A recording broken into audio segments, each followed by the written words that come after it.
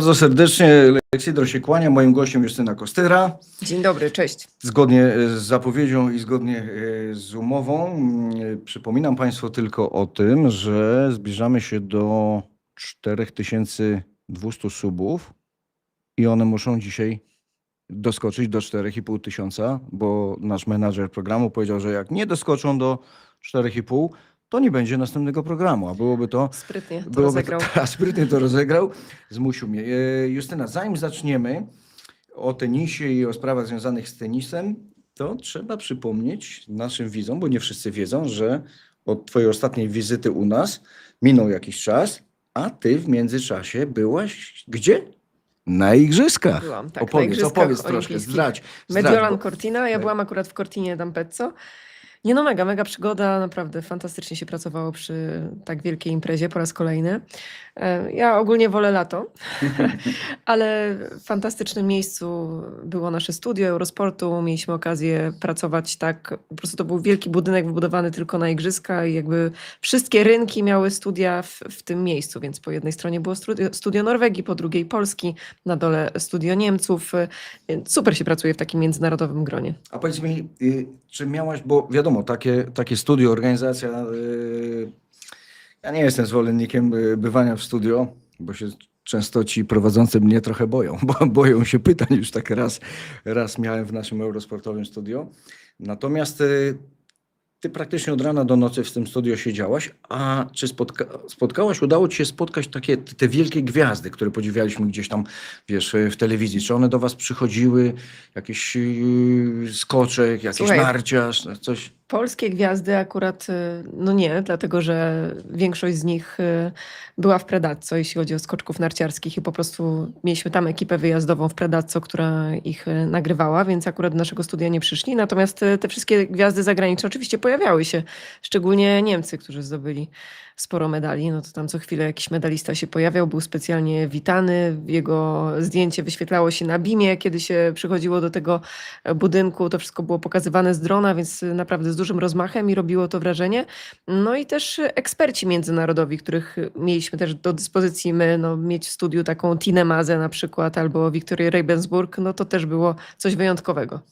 No dobrze, a udało ci się, powiedz, bo tak, kalendarz, ten grafik wypełniony od śniadania praktycznie do nocy, a udało ci się skoczyć na jakiś stok, coś na nartkach, coś na deseczce? Nic? Nie, ale nasz kolega z Eurosportu, Paweł Kuwik, był 2 razy na nartach, więc dało się, natomiast no ja akurat musiałam cały czas pilnować tej anteny, nie wiadomo było czasami, czy będzie to wejście studyjne, czy nie będzie, więc tak naprawdę, tak jak powiedziałeś, jest to praca od rana do nocy, ale na dużej adrenalinie, z dużą satysfakcją i jakoś te 3 tygodnie szybko mijają. Super, no to czyli stara prawda. Jak zwykle na wierzchu, jedni się bawią, a inni muszą ciężko pracować. Tak, ale jeśli chodzi o te wspomnienia olimpijskie, skoro już o tym mówisz, no to chyba jednak najfajniejsze wspomnienie, chyba w ogóle z dziennikarskiej mojej przygody, to właśnie Igrzyska Olimpijskie w Paryżu i komentowanie meczu Igi Świątek, 2 meczów z kortu Filipa Chatriera. No to było coś wyjątkowego, bo jednak no sam wiesz doskonale, jak komentujemy z budki komentatorskiej, no to jest zupełnie co innego niż jak komentujesz na żywo ze stadionu, gdzie możesz ludziom trochę poopowiadać o tym, co tam się dzieje, czego nie widać w telewizji, bo też widzisz trybuny, widzisz, co się dzieje przed meczem, po meczu i to jest na pewno fantastyczne doświadczenie. Ja jeszcze słowo o tych budkach komentatorskich, bo mam nadzieję, że to się zmieniło, bo mój ostatni pobyt razem z Karolem Stopą byliśmy w Paryżu i to, co zapamiętałem, to otoczka turnieju, to, że możesz pójść sobie rano na trening, zobaczyć Nadala, Federera, jak trenują, jak podchodzą do treningu. Zresztą to od razu widać, czy ten zawodnik jest w dobrym nastroju, czy go piłeczka słucha i tak dalej. Natomiast właśnie druga część pytania właściwie mojego, jak się zmieniły budki, bo ja pamiętam, nasza sytuacja była fatalna. Myśmy mieli taką budkę, wiesz, taką, że siedzieliśmy bark w bark. To już nie jak piłkarski bodiczek, tylko bardziej hokejowy, praktycznie bez możliwości ruchu. Jeden z nas, zamienialiśmy się miejscami, bo jeden z nas w ogóle nie widział kortu. Żeby zobaczyć kort, to trzeba było żurawia zapuścić jak 1,5 metra do przodu, żeby coś widzieć i pod tym względem właśnie tej obserwacji takiej bezpośrednio, wiesz, meczu, no to pamiętam, że kleliśmy na czym świat stoi, bo komfortowe warunki mieliśmy w domu, Warszawie, a w tym Paryżu była wtedy tragedia. Tylko że to były lata świetlne temu. To się zmieniło, bo tak Nie a no, propos teraz Paryża i igrzysk było kapitalnie, było super. bo jednak po tym powiększeniu kortu Filipa Chatriera budki komentatorskie są naprawdę takie no, imponującej wielkości, przeszklone właściwie całe. Ja widziałam cały kort, bardzo sporą część trybun też, DJ-a, który tam przygrywał podczas przerw między gemami i no, ponieważ dzieliliśmy tę budkę komentatorską z pozostałymi oddziałami Eurosportu, no to chyba nie wyobrażasz sobie, że Hiszpanie na pożegnanie Rafaela Nadala by mieli jakąś budkę No gdzieś tam z tak, boku tak. w kącie. Nie, no absolutnie No nie. nie, myśmy wtedy mieli chyba za krótki, za mały budżet, żeby sobie załatwić, bo tam pamiętam, że Sky Sport miał tą budkę taką centralną. Raz tam wpadłem przez przypadek, właściwie to nie przez przypadek, no miałem tego badża, że telewizja, więc tam mnie nikt nie wygonił. W budce John McEnroe, Martina Nawratilowa, ale nie jako komentatorzy, tylko tam jako goście. Zimna płyta, sushi, kucharze, wiesz, taki wielki boks, jak salon w jakimś dobrym domu, a my, ta budeczka, jak wróciłem, powiedziałem Karolowi, że my siedzimy w budce, która ma 1,5 metra kwadratowego, to trochę był zawiedziony. Szybkie pytanie, bo tutaj widzę, jak się pani Justyno udało załatwić, bo to tak na bieżąco, jak się udało taki krótki wywiad z Igą w trakcie igrzysk? Wspaniała rozmowa. Właśnie, bo ten przerywnik taki tenisowy, mimo że igrzyska zimowe był. Paweł Kuwik ma bardzo dobry kontakt z teamem Igi Świątek, więc to wszystko przez niego udało się załatwić. On to ogarniał, mówiąc kolokwialnie, natomiast no Iga była bardzo chętna, ponieważ jest wielką fanką sportów zimowych. Doskonale wiedzieliśmy, że śledzi występy i Michaeli Schifrin, i Lindsey Vonn przede wszystkim, bo zna je też osobiście. No to wtedy zupełnie inaczej się to ogląda, inne są emocje i chętnie z nami porozmawiała. Słuchaj, to gorzej jak w TVN-ie mamy, wiesz, bo już dostaję na tak zwane ucho, że koniec części zimowej. Przechodzimy do tenisa. Przechodzimy do tenisa. Jest kilka kontrowersyjnych tematów, ale te może zostawimy sobie na deser na koniec. Zacznijmy od rzeczy takich bardzo pozytywnych, fajnych. Kamil Majchrzak. Zostawimy panie, zaczniemy od panów dzisiaj. Kamil Majchrzak. Kto oglądał, ten wie. Kto nie oglądał, temu zaraz powiemy. Grał z człowiekiem, bo mówię o tej rundzie, która się odbyła wczoraj. Grał z człowiekiem, Lerner Tient, to jest facet, który napsuł krwi, szczególnie te mecze z Miedwiedewem, bo o tym myślę, jemu napsuł krwi, były awantury, były dramaty. I powiem ci szczerze, przed tym meczem, wiedząc jak gra Amerykanin, no bo oni mówią o nim, sami Amerykanie mówią o nim, że to nadzieja amerykańskiego tenisa. No Michael Chang na ławce, wiadomo, pieniądze, sponsorzy, trochę kryzys tam gdzieś w oddali się rysuje, jeżeli chodzi o amerykański tenis męski, choć tak nie do końca, bo oni trochę się odbijają ostatnio. Natomiast wiedząc jak gra ten leworęczny Amerykanin, płaski, szybki, taki backhand, fajny forehand, rozmaicona gra, tak pomyślałem, że raczej Majchrzak nie wygra, a jeżeli będzie miał dobry dzień, to tak jak będzie gra na styku, ale bardziej dawałem szansę Tienowi, a tutaj naprawdę fenomenalna niespodzianka. Gdybyśmy zabrali środkowy set, no to wychodzi 6-2, 6-2 dla Majchrzaka, mecz bez historii. Ty widziałeś to spotkanie. Powiedz, czy widząc niektóre akcje, nie miałaś czasem wrażenia, że to jest trochę inny Majchrzak? Nie taki Majchrzak standardowy? Bardziej atakujący, ofensywny, nie bojący się tej ofensywnej gry. Nawet w takich momentach właśnie, bo to jest fajne, kiedy zawodnik wprowadza coś nowego do swojego tenisa, ale w tych momentach takich stykowych często wraca się do tej strefy komfortu tak zwanej, tak? Natomiast u Kamila cały czas było to parcie do przodu i ten trzeci set naprawdę genialny w jego wykonaniu, no bo to były takie akcje, że już w pewnych momentach się wydawało, że Tienowi się odechce gry. Bo co by nie robił, nawet jak trafiał w linię, to i tak Kamil odgrywał czasami jeszcze lepiej, więc no widać, że złapał formę. Kamili to bardzo cieszy, oby ciało pozwoliło, tak? Bo widzieliśmy kilka takich turniejów, w których grał świetnie i kończyły się dla niego kontuzjami, więc ja trzymam kciuki, żeby tym razem było wszystko w porządku. Pełna zgoda, rzeczywiście. Nowy Majchrzak, taki nowy obraz grania. Ja odniosłem wrażenie, że on jest akurat w tym meczu. To może być coś nowego, albo może to jest coś, co zostało wypracowane na treningach, nie musi tego używać na co dzień i w zależności od tego, jaki ma plan na grę, z kim gra, adaptuje się bardzo szybko do warunków. Taki nowy, świeższy trochę Kamil Majchrzak. Proszę Państwa, tu się zbliżamy do 500, zaraz będzie nas 500, więc bardzo fajnie to się rozwija, idziemy dalej. Ten Majchrzak, który w pierwszym tempie nie do końca lubi grać, a ja zawsze mówiłem, że on ma właśnie papiery na takie szybkie granie. Trochę ofensywy, bo on z przodu wbrew pozorom dobrze sobie daje radę, bo i fajnie gra w debla. No oczywiście to nie jest Janek Zieliński. Stop voleje, prawda? Zaskoczyć.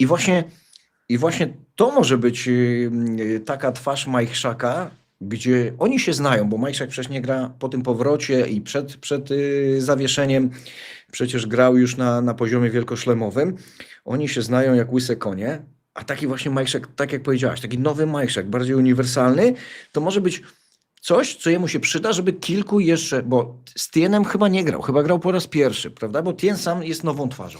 I Tien też jest niezwykle utalentowanym tenisistą i to wszyscy Amerykanie, Amerykanki podkreślają. Ostatnio słuchałam podcastu dziewczyn z Turu, The Players Box, i one mówiły właśnie, że jak sobie porozmawiały między innymi z Taylorem Fritzem i z Tomim Polem, to wszyscy są pod wrażeniem Lernera Tiena, że on tak mądrze gra i że on ma te tak zwane, jak to Amerykanie mówią, good hands. No nie wiem, nie przetłumaczymy tego na polski, dobre ręce, on po prostu czuje rakietę, czuje piłkę, potrafi świetnie grać taktycznie i też dlatego między innymi potrafi napsuć krwi takim tenisistom jak na przykład Daniil Miedwiediew.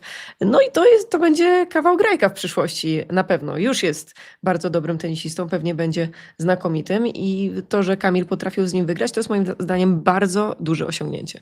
Tak, to go zbuduje z pewnością, tym bardziej, że Tien, on był rozstawiony z 20, w ATP jest 21, tam kogoś brakuje, więc stąd ta 20 przy rozstawieniu. No, zaraz ktoś powie, no tak, ale to nie są jeszcze gracze z pierwszej dziesiątki. Powoli. Może akurat Majchrzak do tego dojdzie. Jedna rzecz mi się podobała, bo on zaczął grać w tenisa o wiele szybciej, akurat w tym meczu, o wiele szybciej niż normalnie. Wbrew pozorom ta szybkość grania i te prędkości nie zabierają mu za dużo mocy, bo z reguły Majchrzak stoi te 2 metry dalej, a tutaj grał tak mądrze, tak czysto. No, często z piłki wznoszącej Tak, właśnie wchodził właśnie tak o to bardziej chodzi, płasko. tak. A to jeszcze jedno słowo a propos tego Amerykanina. On na tle tych atletów, takich, których znamy już doskonale i wiemy, jak grają. Ja nie wiem, czy to, bo warunki ma dosyć skromne fizycznie. Ja nie wiem, czy on przez tą ścianę będzie mógł się przebić, żeby tak zagościć na stałe w pierwszej dziesiątce, tak jak powiedziała Justyna. Ma dobre ręce, my to tłumaczymy, że ma takie czucie dobre, że to jest techniczne, ładne, czyste granie. No bo każde ręce są dobre, prawda? To tłumaczenia z angielskiego. Amerykańskie określenie. Tak, ale ja nie wiem właśnie, wiesz, czy on na dystans... Chociaż wygląda na człowieka tak czysto grająco w tenisa, że raczej kontuzje, tak jak samego Nadala, pamiętasz, to jego sposób grania, taki mocno fizyczny. Tu on gra tak po cichu, czysto. Może te kontuzje nie będą go nękały, ale bo obawiam się trochę, że taka, ale wiesz, tej fizyczności takiej, kurczę, dzisiaj tak grzeją z nad głowy, średnia powyżej 200, te wszystkie takie osiłki. On mi trochę przypomina Leightona Hewitta. Nie wiem, czy masz podobne skojarzenie, ale jakby w poruszaniu się i właśnie takiej dynamice gry, to jest dynamiczne, ale takie nie wyglądające na taki ogromny wysiłek, bo u Rafy widać było ten wysiłek i widać było, że tam są obciążone wszystkie stawy możliwe. Rafa do bólu, tak. A Tien mi troszeczkę przypomina Hewitta, który też przecież nie był jakimś herosem, jeśli chodzi o budowę, a potrafił bardzo długo być liderem rankingu. No właśnie, bo to jest domena tych graczy. Jak już się dostał w te rewiry, jest 20, pewnie pójdzie w górę, to coś musi mieć, żeby tak czy inaczej przeciwstawić się tym mocno grającym. No bo jakąś metodę trzeba mieć. I tak jak dobrze wspomniałeś, Hewitt grał sprytnie, takim kontrującym graczem był. On przecież też w swoich czasach miał potężnie grających. I całą sztuką takich właśnie graczy jest zabieranie im mocy. To nie jest tak, że oni tam wkładają, wiesz, dorzucają jak ten palacz w lokomotywie do pieca cały czas, tylko biegają czujnie i kontrują. tym większe i bardziej okazałe jest zwycięstwo Mike Shaka właśnie, że nad kimś takim sprytnym i fajnie czysto grającym w tenisa był w stanie go zdominować. Tam się trochę zrzemnął Kamil w tym środkowym secie, bo gdybyśmy rzeczywiście, tak jak powiedziałem, zabrali środkowy set, no to wynik miazga.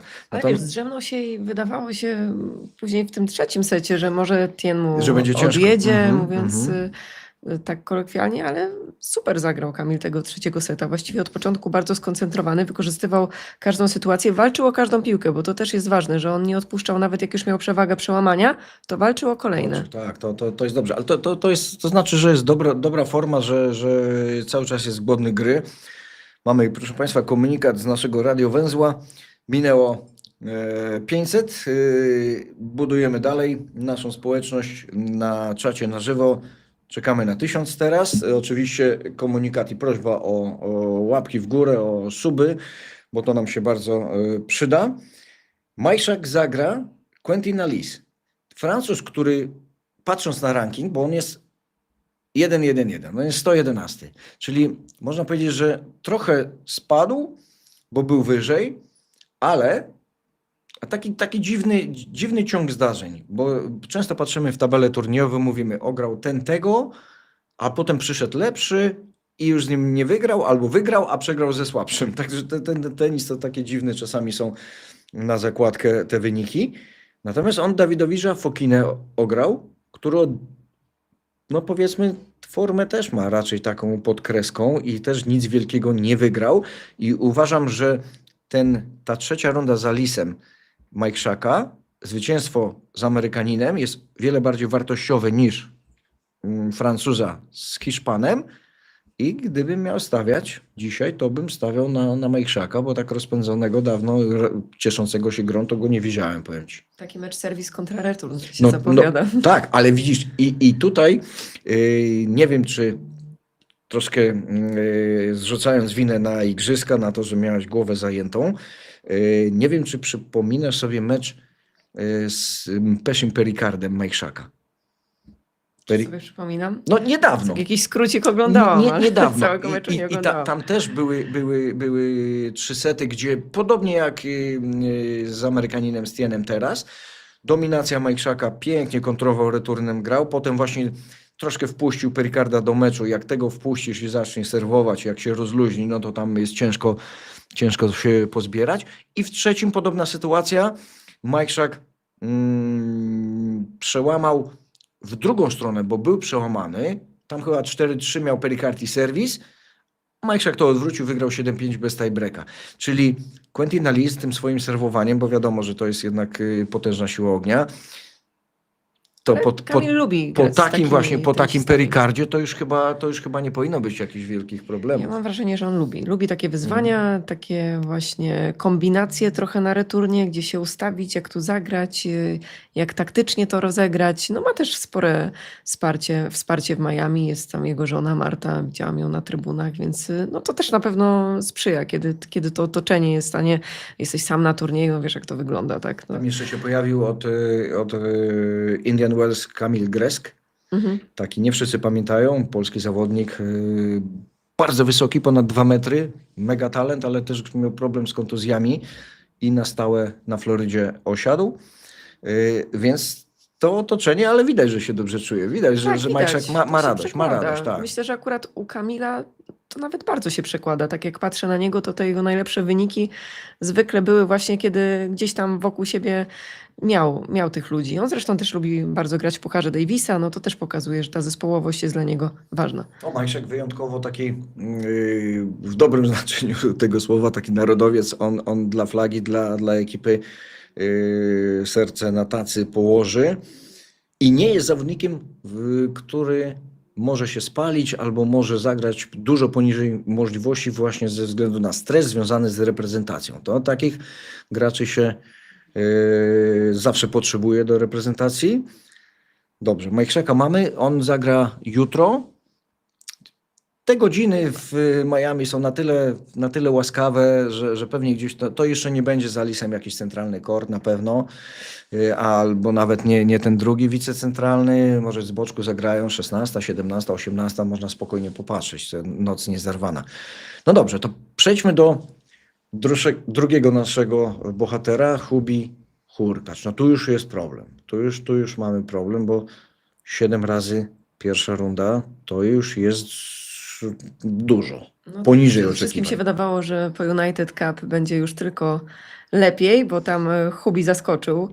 No, szczególnie ten mecz z Saszą Zwieriewem to chyba będziemy wspominać do końca roku, bo to było coś niebywałego. Przecież Sasza później pamiętamy, jak grał w Australian Open i to, że Hubi tak rozegrał mecz z Saszą, to ja cały czas nie jestem w stanie w to uwierzyć. Chyba też lubi zespołowy tenis, tak? To, że ma za sobą wsparcie drużyny. Ale tak mówiąc już poważnie, no to tak, jest problem. Ty jako człowiek, który walczył z kontuzjami przez całe życie, wiesz też, że dochodzenie do formy zajmuje trochę czasu i może ten United Cup to był taki na świeżości, powiedzmy, na takim entuzjazmie, a teraz już brakuje tego ogrania, pewności siebie, pewności zagrań, no szczególnie serwis akurat w tych ostatnich meczach. Serwis, czyli ten element, na który Hubi zawsze mógł liczyć w kryzysowych momentach. Postawiłem już tylko taką tezę w jednym z programów tutaj, bo Hubertowi się dostaje też sporo za te porażki, bo apetyty rozbudzone, jak wspomniałeś, po United Cup, ale po tej operacji kolana ja nie do końca wierzę, że jest wszystko ok. Bo patrzę, jak gra Hubert, jak się porusza, nie widzę tej dynamiki, którą widziałem wcześniej. United Cup pokazał, że jak nie ma stresu, jak jest pełen luzik, to tamte serie po 21, 23, 24 asy, gdzie gra swobodnie, bez obciążeń właśnie, bo ten United Cup to nie Puchar Davisa. W Pucharze Davisa jest stres, są nerwy i człowiek wychodzi spięty i od tego nie ma odstępstwa od tej reguły, natomiast w United Cup był pełen luz, pełen luzik. On grał na pełnym luzie, na swobodzie. Potem przyszła presja, przyszła Australia, trybuny, widzowie, wiesz, opinia publiczna i no, w drugą stronę trochę, ale szydło z wora wyszło, że on nie jest przygotowany. Takie jest moje subiektywne zdanie. Ktoś się może z tym nie zgodzić oczywiście, ale widziałem w pewnym sensie jakąś bojaźń. A te Ale porażki... wiesz, czy to nie jest tak, bo sam, tak jak wspomniałam, walczyłeś z kontuzjami, czy to Tak. nie jest tak, że trochę masz blokadę też w głowie, żeby nie obciążać tej nogi przez jakiś czas? Na pewno masz blokadę.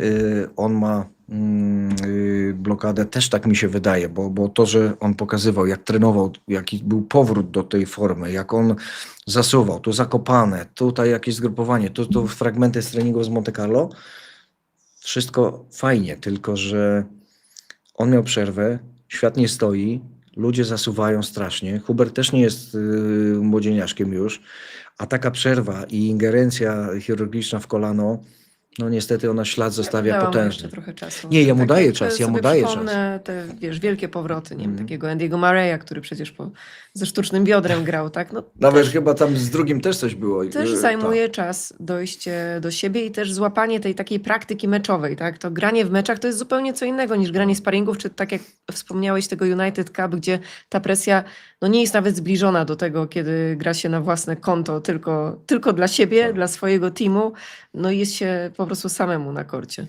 Właśnie, bo ten Hubert wykonał taki manewr, my też o tym mówiliśmy, Zejście na niższy zejścia szczebel. na niższy szczebel do challengerów. No, pecha miał akurat takiego, że tak, a nie inaczej polosował, bo chyba z Włochem Belluccim grał, o ile dobrze pamiętam, tylko że ten Bellucci albo wygrał, albo był w finale, bo tam już nie sprawdzałem, bo to nie miało większego znaczenia, tylko że wiesz, nikt na to nie patrzy. Miał pojechać na Challenger, żeby się ograć, żeby trochę podreperować te roboczo-godziny właśnie, o których mówimy, których nie było, a zagrali sobie takiego debla z Mateuszem Tercińskim po przyjacielsku, gdzie o mały włos, bo grali super tiebreak, żeby wygrali, a potem przyszedł ten singiel i i przegrana. No ale mecze, jeszcze raz mecze Musi i grać, właśnie fakt. walka też Mhm. w deblu, może nawet w mikście podczas Wielkich Szlemów, to ogrywanie się i powrót do tego poczucia takiej rywalizacji, jakiej przez miesiące Hubi nie miał. Duża praca i ciężka przed Masu, który jest trenerem Huberta, bo już się wydawało, że trochę inny Hubert wrócił. No właśnie ten zamazany obraz tego United Cup. Ja nie dałem się na to nabrać, że będzie super, bo przecież sama wiesz doskonale, głosy się pojawiły, że Hubert idzie, wiesz, do strefy medalowej w Australian Open i tak dalej. A od razu pomyślałem, że nie, że mimo sympatii dla chłopaka, że to nie będzie tak wyglądało. I tak jak powiedziałaś, mecze, jeszcze raz mecze, tylko też nie zapominajmy, Hubi słyszy, widzi, co się dzieje, zadają mu pytania, wiesz, ta jego psychika też ma swoje granice, też on musi znosić coraz większą krytykę, jest pod ostrzałem. To nie jest tak, że dzisiaj, wiesz, można wszystko wyłączyć i się odciąć, gdzieś do Białowieży, wiesz, karmi żubry. Nie, dzisiaj na każdym kroku. Masz te media społecznościowe, wiesz, radio, prasa, telewizja. Chłopak musi się też z tym zmagać. No musi, wiadomo, to nie jest łatwe, więc też apel do kibiców. Słuchajcie, no naprawdę, oni wszyscy robią wszystko, żeby wygrać. Ja bym chciała, żeby kibice to zrozumieli i przestali jakieś hejterskie komentarze wypisywać na tenisistów i tenisistki, bo mnie to zawsze bawi, jak ktoś przegra pieniądze, bo to głównie z tego wynika i ma pretensje do tenisisty albo tenisistki. No człowieku, czy on ci kazał postawić te pieniądze? No właśnie, nie tak, kazał. tak. Więc może miej pretensje do siebie, a mniej do tenisisty, który z tego żyje i no każdemu zależy na tym, żeby wygrać, żeby zajść jak najdalej. Tak, teraz przed Hubertem właściwie jedno jest zadanie, tak mi się wydaje. Nawet jeżeli będzie pytany, to on zawsze na poważnie podchodzi jednak mimo wszystko i do treningu, do meczów, wiesz, tam jest chyba najbardziej poukładanym człowiekiem w całym turze, takim mający swoje, przynajmniej z opowieści i z tego co widać, można taką teorię wysnuć, ale ja bym teraz tak rzucił weter radę dla Huberta, żeby trochę tak pół żartem, pół serio to wszystko potraktował, żeby nie spinał się, nie bardzo się przejmował, jeżeli przegra kolejny mecz, trudno, on już swoje życiu zrobił, niech idzie dalej, tylko żeby właśnie potraktował troszkę na luzie Ale ja to myślę, że granie. to nie był zły pomysł, wiesz, Lechu, który miał, żeby zejść ten szczebel niżej. I może jeszcze powinien spróbować tego. Akurat tutaj pechowo, okej, Bellucci w dobrej formie, no chociaż myślałam, że będzie większa walka, bo jednak to jest taki dosyć miękko grający tenisista Tak. i że Hubert ze swoim serwisem wyrządzi mu Więcej większą krzywdy. szkodę. Tak się nie stało. No ale no, tak sobie myślę, no nie życzę tego Hubertowi, ale wiesz, Challenger w Szczecinie, no tutaj zawsze Powrót do korzeni. powrót do korzeni, zawsze polska publiczność potrafi ponieść. Oby już na Znaczy- etapie Challengera w Szczecinie był w innym miejscu Hubi. No właśnie, tak. Ale- Dobrze wiesz, że Challenger idzie trochę na zakładkę z US Open i jak ktoś bardzo wysoko jest w US Open, to w życiu nie przyjedzie na ten Challenger. To jeszcze Poznań, tam przecież Hubert I wygrywał. jeszcze jest Poznań, tak. On był zgłoszony do Indian Wells i sam chyba przeczuwał, bo ta jego obecność w Challengerze, ona była założona dużo wcześniej. Bo ja tak sprawdzałem, to nie było tak, że poprosił o dziką kartę, że wiesz, bo można takie rzeczy zrobić. Zawodnik z wysokim rankingiem, jeżeli chce zejść do Challengerów, i to samo u pań, można poprosić o dziką kartę, bo ktoś wraca po kontuzji, bo jest nienagrany, bo nieograny i potrzebuje się ograć, zanim wróci do turu. On był zgłoszony do tego Challengera, czyli przeczuwali i pismo nosem czuli, że tutaj do drugiego tygodnia w Indian Wells się nie dostaną, pojadą tam się ograć i wrócą do Miami. I teraz zostawiamy Challenger, wracamy do Miami. No i co? Klątwa taka mała tego młodego, szczupłego, wysokiego Amerykanina. Ethan Quinn znowu się pojawił z drugiej strony siatki, bo ten mecz widziałaś? Miałaś okazję? Tak, ale wiesz co, ja bym się skupiła jednak na Hubercie, bo to niezależnie od tego, kto teraz stanie po drugiej stronie siatki, on musi sam zacząć wierzyć w swój tenis na nowo i jakby zbudować siebie przede wszystkim. I paradoksalnie, nawet jeśli chodzi o Huberta, to często te pojedynki z tymi najlepszymi mu wychodziły bardzo dobrze, tak? No przecież pamiętamy, że No to tak. odprawił Rogera Federera z Tak. jego ostatniego Wimbledonu. Jakby potrafi się spiąć na te mecze, więc może w kolejnym turnieju, gdyby właśnie wylosował kogoś wysoko tak. notowanego Mhm. i podszedł do tego meczu bez większych oczekiwań, bo jednak w takim spotkaniu z Ethanem Quinnem masz oczekiwania, że no Tak. wciąż grając swój najlepszy tenis byłbyś faworytem, tak? No tak. A tutaj jeśli by trafił kogoś powiedzmy z czołowej dziesiątki, no, przypomnę jeszcze raz tego Zwieriewa z United Cup, to może byłby zupełnie inny Hubert i może nawet niekoniecznie zwycięstwo, ale taka wiesz, wyrównana walka dałaby mu już pewność siebie taką na kolejne mecze, kolejne turnieje. Tak, pełna zgoda, bo dobrze, że wspomniałeś, pamiętasz jego mecze z Dżokowiczem. Przecież Dżokowicz był momentami bezradny. Hubert, tam jak dochodziło do tych końcówek, tiebreak 7-5, to tam pojawiała się nerwowość, bo tam myśl o tym, żeby takiego Dżokowicza ograć, trochę jednak usztywniała rękę, ale przed tym decydującym momentem to był Hubert taki, który równie dobrze mógł być trzeci na świecie, a Dżokowicz drugi. Więc to jest... Z tym, że Ethan Quinn na usprawiedliwienie lub nie, bo zależy kto na to patrzy, w jaki sposób, ograł Huberta i Kaspera Ruda ograł w następnej rundzie. No to przecież to już jest kolejny dowód na to. Myśmy mówili w trakcie meczu komentowania, bo akurat mecz z Queenem w Australii komentowałem i myśmy mówili, że ten chłopak ma straszliwy potencjał. Nieprawdopodobnie szybka ręka, no fenomenalnie serwujący, szczupły, wybiegany. No naprawdę, ja myślę, że to może być nawet większa pociecha, chociaż rankingowo to Niż jeszcze nie, Lerner Tien. niż Lerner Tien dla Amerykanów. Więc tutaj, jeżeli chodzi o ten wynik, a Hubert, tak jak powiedziałaś doskonale, Hubert wychodzi na takiego Tiena dzisiaj i on jest spięty, bo się nasłuchał, że rewanż, że trzeba pokazać, kto tutaj jest Na lepszy, Queena, prawda? bo powiedziałeś na Tiena, na Queena.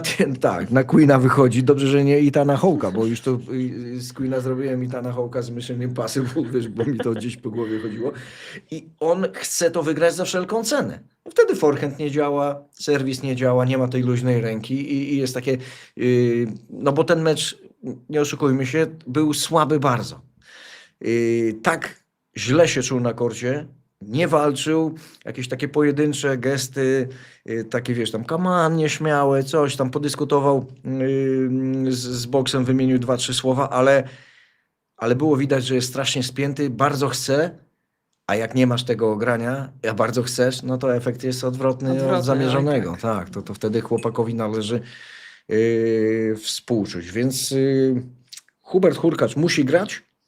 Pytanie, czy znowu będzie kombinował przed tym sezonem ziemnym, bo już praktycznie jedną nogą jest na ziemnych kortach.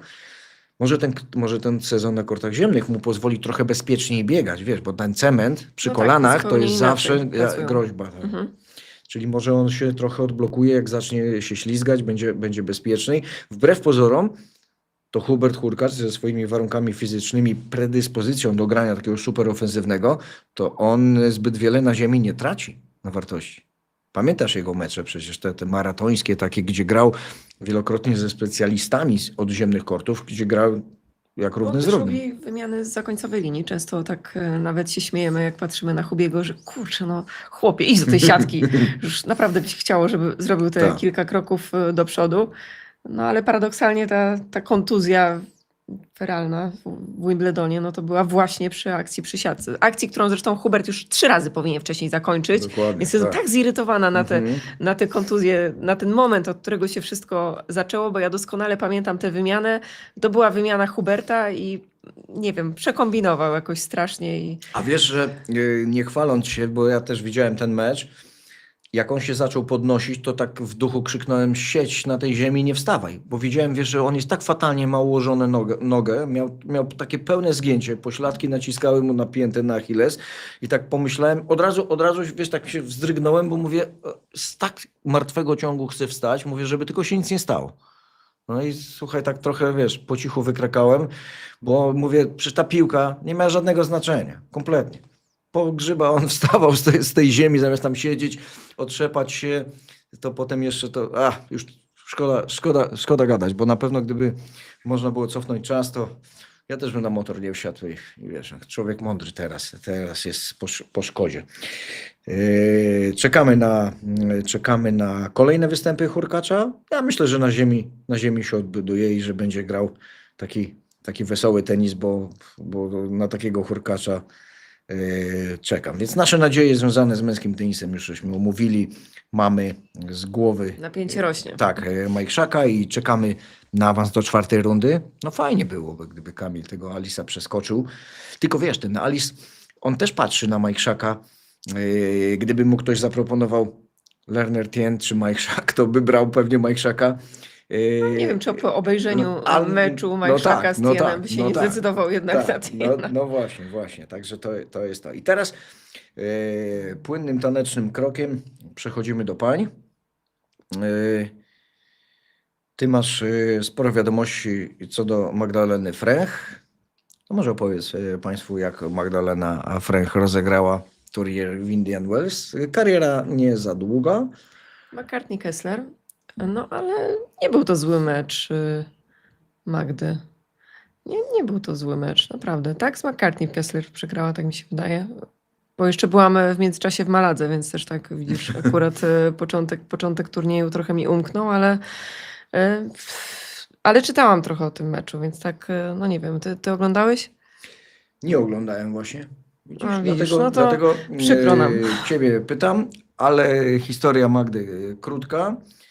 No wiesz, Kessler jest zawodniczką, która gra w taki sposób, że może krwi trochę napsuć. I nie tylko Magdzie, dużo lepszym zawodniczką. W tak zwanym międzyczasie już zrobiło nas się całkiem sporo. Mamy 700, przekraczamy 700 widzów na żywo. Zmierzamy w stronę 1000 jak nic. Justyna powiedziała przed programem, że jak nie będzie 1000, to się obrazi na mnie, więcej nie przyjdzie, albo powiedziała, że w ogóle nie wyjdzie stąd, jak nie będzie 1000. A ja mam jutro robotę z rana, więc proszę tam szybko się do 1000 zebrać w przysłowiową kupę i być z nami. A propos tej Kessler, nie jeden mecz już pokazała, że potrafi się dobrać do skóry o wiele lepszym zawodniczką niż Fręch. A ja nie wiem, czy Magdalena, bo Magdalena to jest Fręch, a Magda jest Linette. Tak. I Magdalena Fręch, jeszcze dodam, że bardzo nie lubi, jak się mówi na nią Magda. Bo kiedyś robiłam z nią wywiad i właśnie wspomniała mi o tym, że bardzo nie lubi imienia Magda. Że ona jest Magdalena i wolałaby, żeby mówić na nią Magdalena, chociaż no tak jesteśmy przyzwyczajeni, że jednak w skrócie Magda. Wszyscy mówią. Od razu taka, wiesz, sekwencja z filmu polskiego, bardzo fajnego. A Magda i Magdalena to samo imię? Tylko tam było zupełnie o co innego chodziło. Proszę Państwa, mamy taki pomysł. Właściwie to nie jest pomysł, to już jest taka tradycja w trakcie programu Q&A, czyli pytanie i odpowiedź. To był nasz ostatni program, w którym bardzo dobrze się, przynajmniej ja się bardzo dobrze bawiłem. Obiecaliśmy, że no właśnie zawraca mi głowę, nie daje mi mówić, mój techniczny tutaj, człowiek, który dba o porządek naszej transmisji, ale on się też dobrze bawił. I fajnie, bo ponad 2 godziny siedzieliśmy z Państwem. Jeżeli przekroczymy 1000, nie mogę tej bluzy oddać, bo to najnowsza bluza, ale jeżeli przekroczymy 1000, to w kolejnym programie będą 2 koszulki z autografami. Jeżeli Justyna na przykład się zgodzi, też autograf na takiej koszulce możesz dać. Jeżeli przekroczymy 1000 na live'ie, 2 koszuleczki takiej firmy właśnie, nie będę głośno mówił, żeby im reklamy nie robić, to takie... Bo napis taki skromny. Bo skromniutki napis. To takie 2 koszulki powędrują dla kogoś w jaki sposób, jeszcze nie wiem, to już będzie menadżer programu musiał wykombinować, żeby tu nie było awantury, wiesz, bo się okaże, że jest ponad 1000 widzów, 2 koszulki, to 998 zaraz nam tu przyjadą pod studio z pretensjami. Dobrze. Idziemy teraz do Magdy Linette. Magda Linette wygrywa z Igą Świątek. Mecz się kończy późno, w 1:30 w nocy. Aż tak ostatnim okiem oglądam, bo to nie A jest... to widzisz, ja akurat właśnie dokładnie obejrzałam. A ty, To akurat wróciłam z Malagi i oglądałem cały. Idealnie się włączyłam na mecz. Do czego zmierzam? Rano się budzę, czytam komentarze, które mnie trochę rozczarowały i trochę mi się z punktu widzenia samej Magdy zrobiło przykro, bo co nie czytałem, co nie otwierałem, to nie Magda wygrała, tylko Świątek przegrała, No tak. wiesz? No to To mnie widzisz, to mamy trochę mnie ubodło podobnie. to, Mamy podobnie. jako człowieka, który grał. I właśnie patrząc też na wywiad Magdy po meczu, Magda bardzo była stanowana, było widać, że ma do Igi duży szacunek. Chociaż mina jak po meczbolu, jak spojrzała w stronę Agnieszki Radwańskiej, no to mina bezcenna. To było widać, że jest przeszczęśliwa, ale potem zachowała w tych wywiadach zimną krew, a te ranne komunikaty, powiem ci, no nie spodobały mi się. Tak, ja też uważam, że trzeba było bardziej podkreślić zwycięstwo Magdy, bo też sobie ten mecz wyszarpała i kurczę, no wrócić po przegraniu pierwszego seta, w którym dostaje się łomot. Nie bójmy się tego powiedzieć, ponieważ Iga po prostu zmiotła Magdę z kortu w pierwszym secie. Nic nie miała praktycznie Magda do powiedzenia. I wrócić do takiego meczu z czołową tenisistką, która, jak dobrze wiemy, potrafi rozjechać w 2 szybkich setach rywalki i była to specjalność Igi w pewnym momencie, no to ja naprawdę ogromny szacunek mam do Magdy za to. Te wskazówki też od Agnieszki Radwańskiej, od Marka Gelarda, takie skromne, ale no cały czas graj swoje, tak? Wiedziała, co ma grać. I trzeba było zaczekać, to trochę tak jak, nie wiem, czy no, ty na pewno pamiętasz, ale czy nasi widzowie pamiętają, jak się grało z Sereną Williams w tych najlepszych czasach. Ty wiedziałeś, że ona po prostu jak gra swój najlepszy tenis, to jest absolutnie nie do pokonania i musisz czekać na swoją szansę. Ta szansa się pojawia, czasami się pojawia nawet pół szansy. Jak te połowy szansy nie wykorzystasz, to już do meczu nie wrócisz. I Magda tę swoją połowę szansy wykorzystała w drugim secie. Trzymała się, świetnie serwowała. No też grała taki bardziej atakujący tenis niż zwykle. I to jest super trudne, wyjść z tej strefy komfortu, zagrać inny tenis niż się zwykle gra, bo wiesz, że jak zagrasz swój tenis, to wiele nie zdziałasz. No dokładnie, tak. Też mówiłaś o wskazówkach z boksu Magdy. Ten Mark Gallard i Agnieszka Radwańska, no po pierwszym secie to oni mogli mieć takie wrażenie, że to potrwa jeszcze 20 minut i będzie po meczu. Bo rzeczywiście tak grająca Świątek, jak w pierwszym secie, gdyby była w stanie kontynuować taką grę, to byłoby w drugim secie albo do 0, albo do 1. I mogłaby Magda zejść i powiedzieć... Trochę też do tempa się przyzwyczaiła Magda, ja mam wrażenie, że na początku to tempo ją przerosło, a później trochę więcej piłek wracało na stronę Igi. Tempo było okrutne. W ogóle, wiesz, ja jeszcze wrócę na sekundkę do Indian Wells, gdzie grała Kyla Day, chyba była pierwszą rywalką Igi.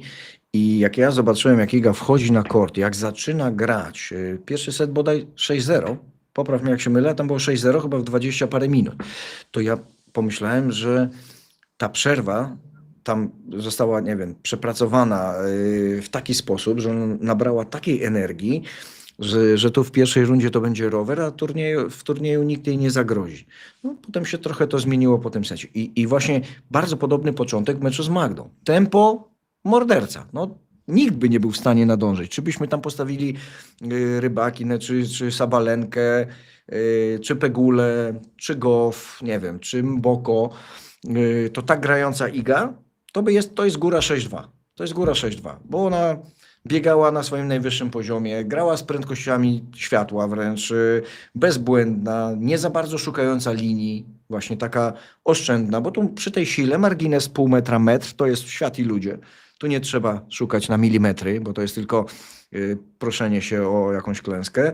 I właśnie pomyślałem po tym pierwszym secie, będzie powtórka z wyniku, bo one grały ze sobą na tych kortach, chyba 6-1, 6-1, tak? Bo wcześniej? No tak, tak. I mówię powtórka z rozrywki jak nic. 6-1, 6-1. I teraz zobacz, co się dzieje w drugim secie. No.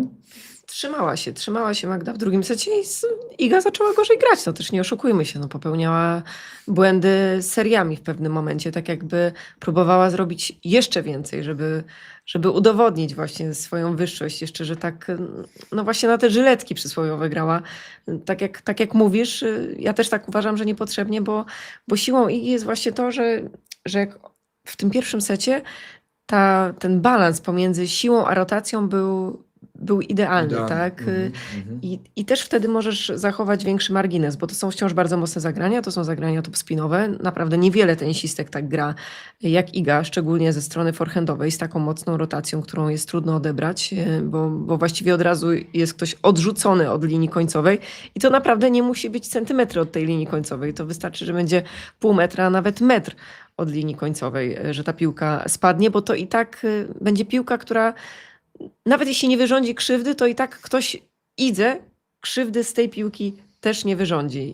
I po prostu trzeba przeczekać czasami te 2-3 uderzenia więcej i wtedy wygrać wymianę, kiedy już jest 100% okazja do tego, kiedy rywalka nie wytrzymuje i gra trochę krócej. I w pierwszym secie Iga robiła to perfekcyjnie, ale kiedy trochę więcej piłek zaczęło wracać na jej stronę, no to ta cierpliwość uciekła. Tak, ale też trzeba przyznać, że silna psychicznie do końca była i wierzyła w zwycięstwo Linet. Naciągnięcie rakiety, tak? Naciągnięcie rakiety. To była jakby w ogóle to się wydarzyło jakby poza meczem, tak bezwiednie. Nie brała pod uwagę tej klęski w pierwszym secie, jest po 5, zaczyna kropić lekki deszczyk. Ona prosi o rakietę, zresztą po chorwacku mówi świetnie, bo Ściczak sobie z panią arbiter rozmawiały właśnie po chorwacku. Prosi o wciągnięcie rakiety. Sama sędzia mówi, ale ty wiesz, że to 15-20 minut, a jest po 5. Znaczy nie dodała, że jest po 5, tylko tak zdroworozsądkowo zadała to pytanie, a Linet nie, dawać mi tą rakietę, bo ona już myślała o trzecim secie. Wiedziała, że ta rakieta nie zdąży być zrobiona przed końcówką. Ale to już jest po 5. To też jest inna sprawa, bo gdyby to było, wiesz, 4-1, 5-1 dla Igi, to przecież nikt normalny by o rakietę nie prosił o zrobienie, bo już wiadomo, że za chwilę klęska, a tu jest po 5 i ona tę rakietę bierze, rakieta przychodzi i jest 6-3. Też chłodniej się zrobiło, bo obie panie się ubrały w długi rękaw i to też pewnie miało znaczenie, że te piłki Igi wyrządzały mniej krzywdy niż na takim rozgrzanym betonie. No, dużo było rzeczy, które miały wpływ na wynik tego meczu, ale ja bym po prostu chciała, żebyśmy nie odejmowali też Magdzie, że ona sobie ten mecz wygrała. No tak, bo to trzeba było po pierwsze wytrzymać bombardowanie, trzeba było samej trochę podostrzyć granie, bo wiadomo, że trochę ten tenis Linet został wzmocniony przez nią samą w drugim secie, bo wiedziała, że pasywne przebijanie no to jest droga do przepaści.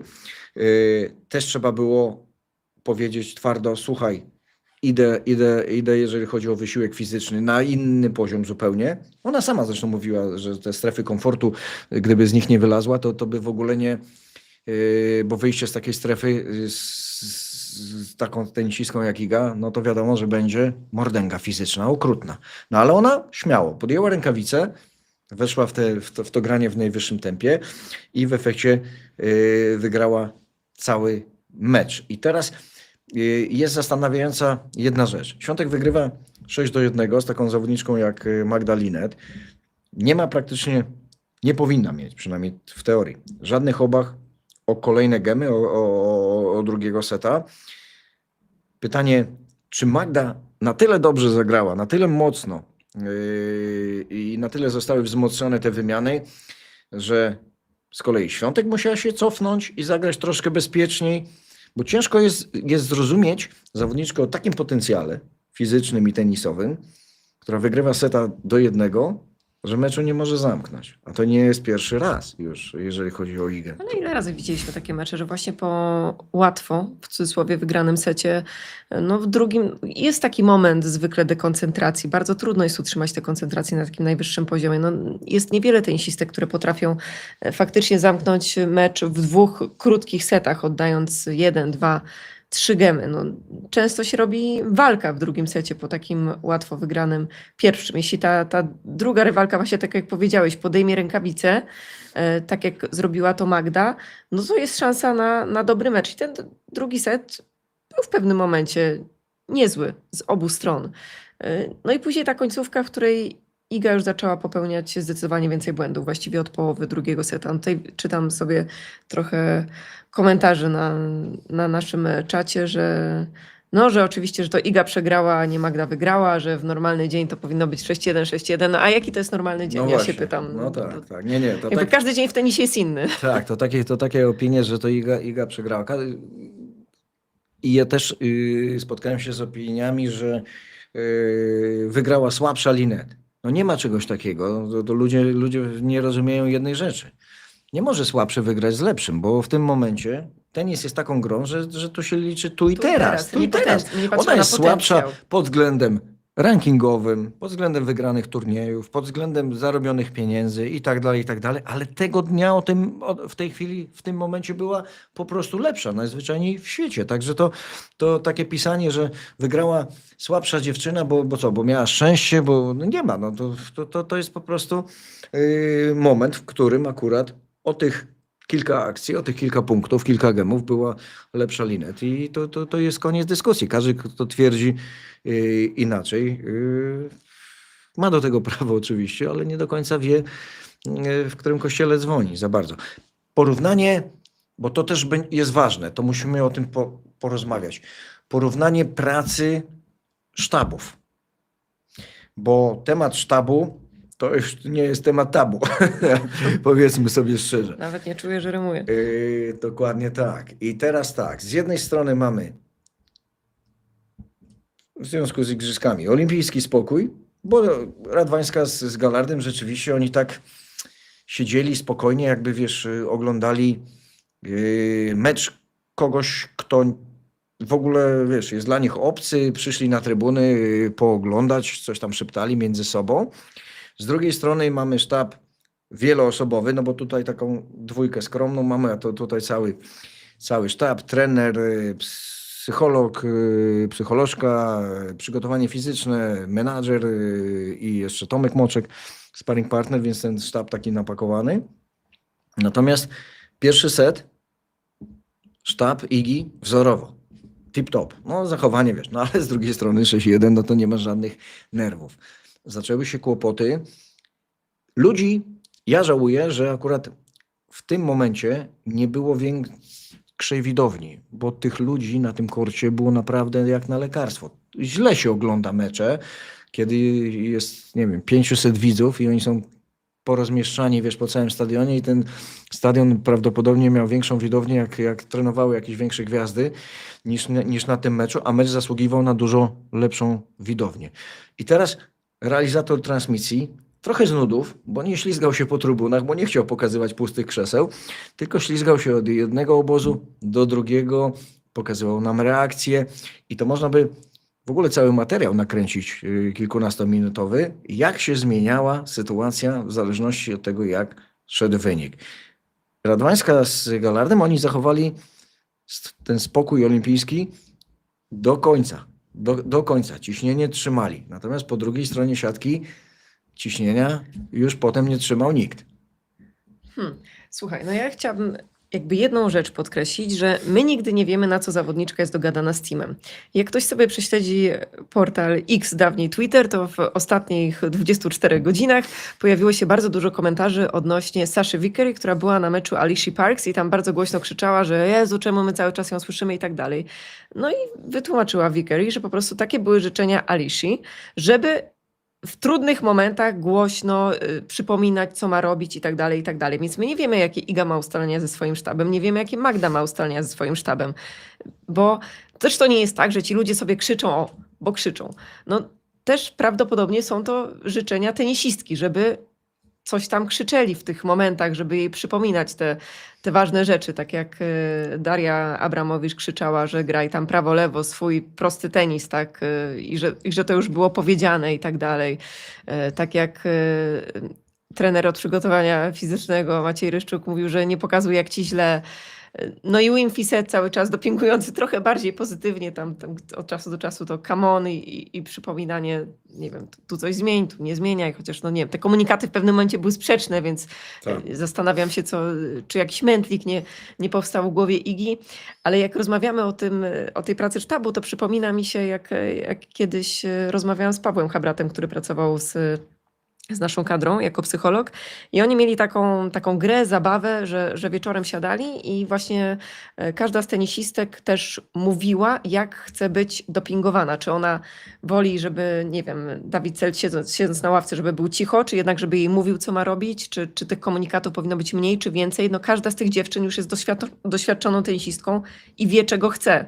I teraz tak sobie myślę, że my możemy oceniać oczywiście patrząc z boku, że to było złe, ale my nie wiemy, czy to było to, czego chciała Iga od teamu. No prawdopodobnie było, no bo inaczej ten team by po prostu miał inny skład. A widzisz, a tutaj powiem ci, że możemy, przynajmniej ja mam takie zdanie, wydaje mi się, że mam dość umiejętności i patrzenia i takiej analizy tego, co się dzieje na korcie, że na podstawie zachowań, reakcji pewnych komunikatów możemy analizować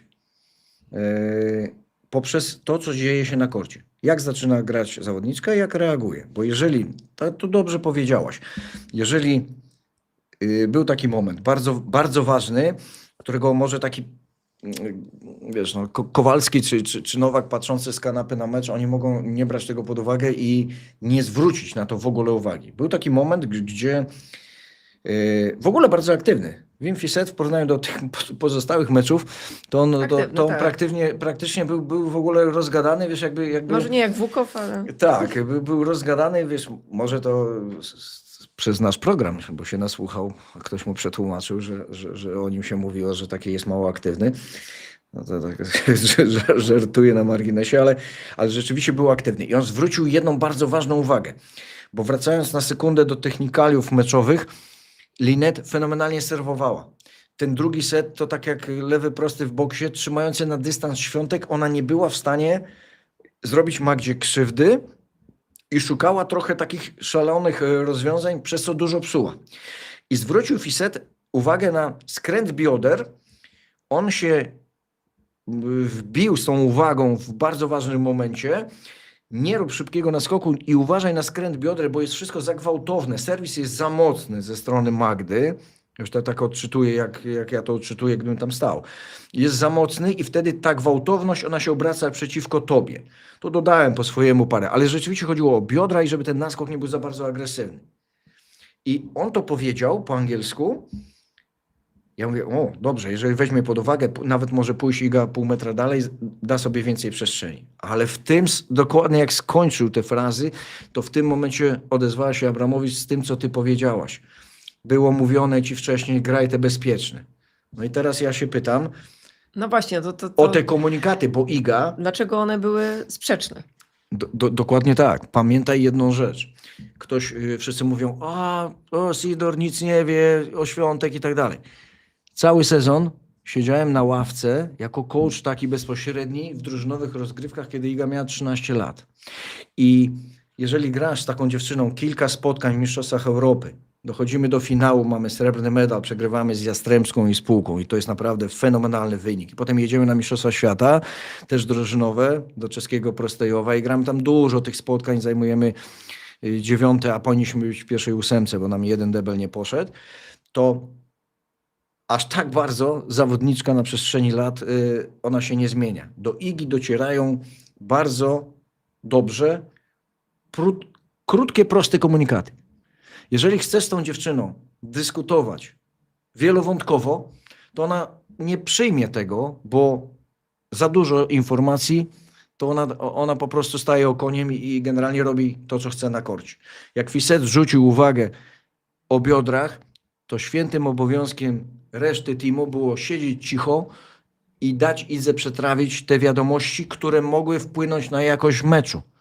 I to mogło się nie skończyć przegraną, tylko może ta uwaga Fissetta rzucona byłaby na tyle dobra i na tyle by udało się zaadoptować uwagę do warunków meczowych, że miałoby to przełożenie na lepszy return, a co za tym idzie na przełamanie i być może skończenie meczu w 2 setach. Tylko często właśnie Daria Abramowicz czy Maciej Kryszczuk jakby powtarzali te uwagi Wima tylko po polsku. No tutaj był taki przypadek, że nagle mówili Zupełnie coś co innego. Ja nie wiem, czy tam po prostu Tak. zapanował jakiś chaos wewnątrz teamu po prostu na trybunach, co tam się działo, bo No, było to dla mnie bardzo dziwne, jak słuchałam tego z boku, że Wim jedno, A oni oni drugie. drugie, Albo trzecie a nawet Iga czasami, trzecie, tak. tak? Znaczy ja uważam tak.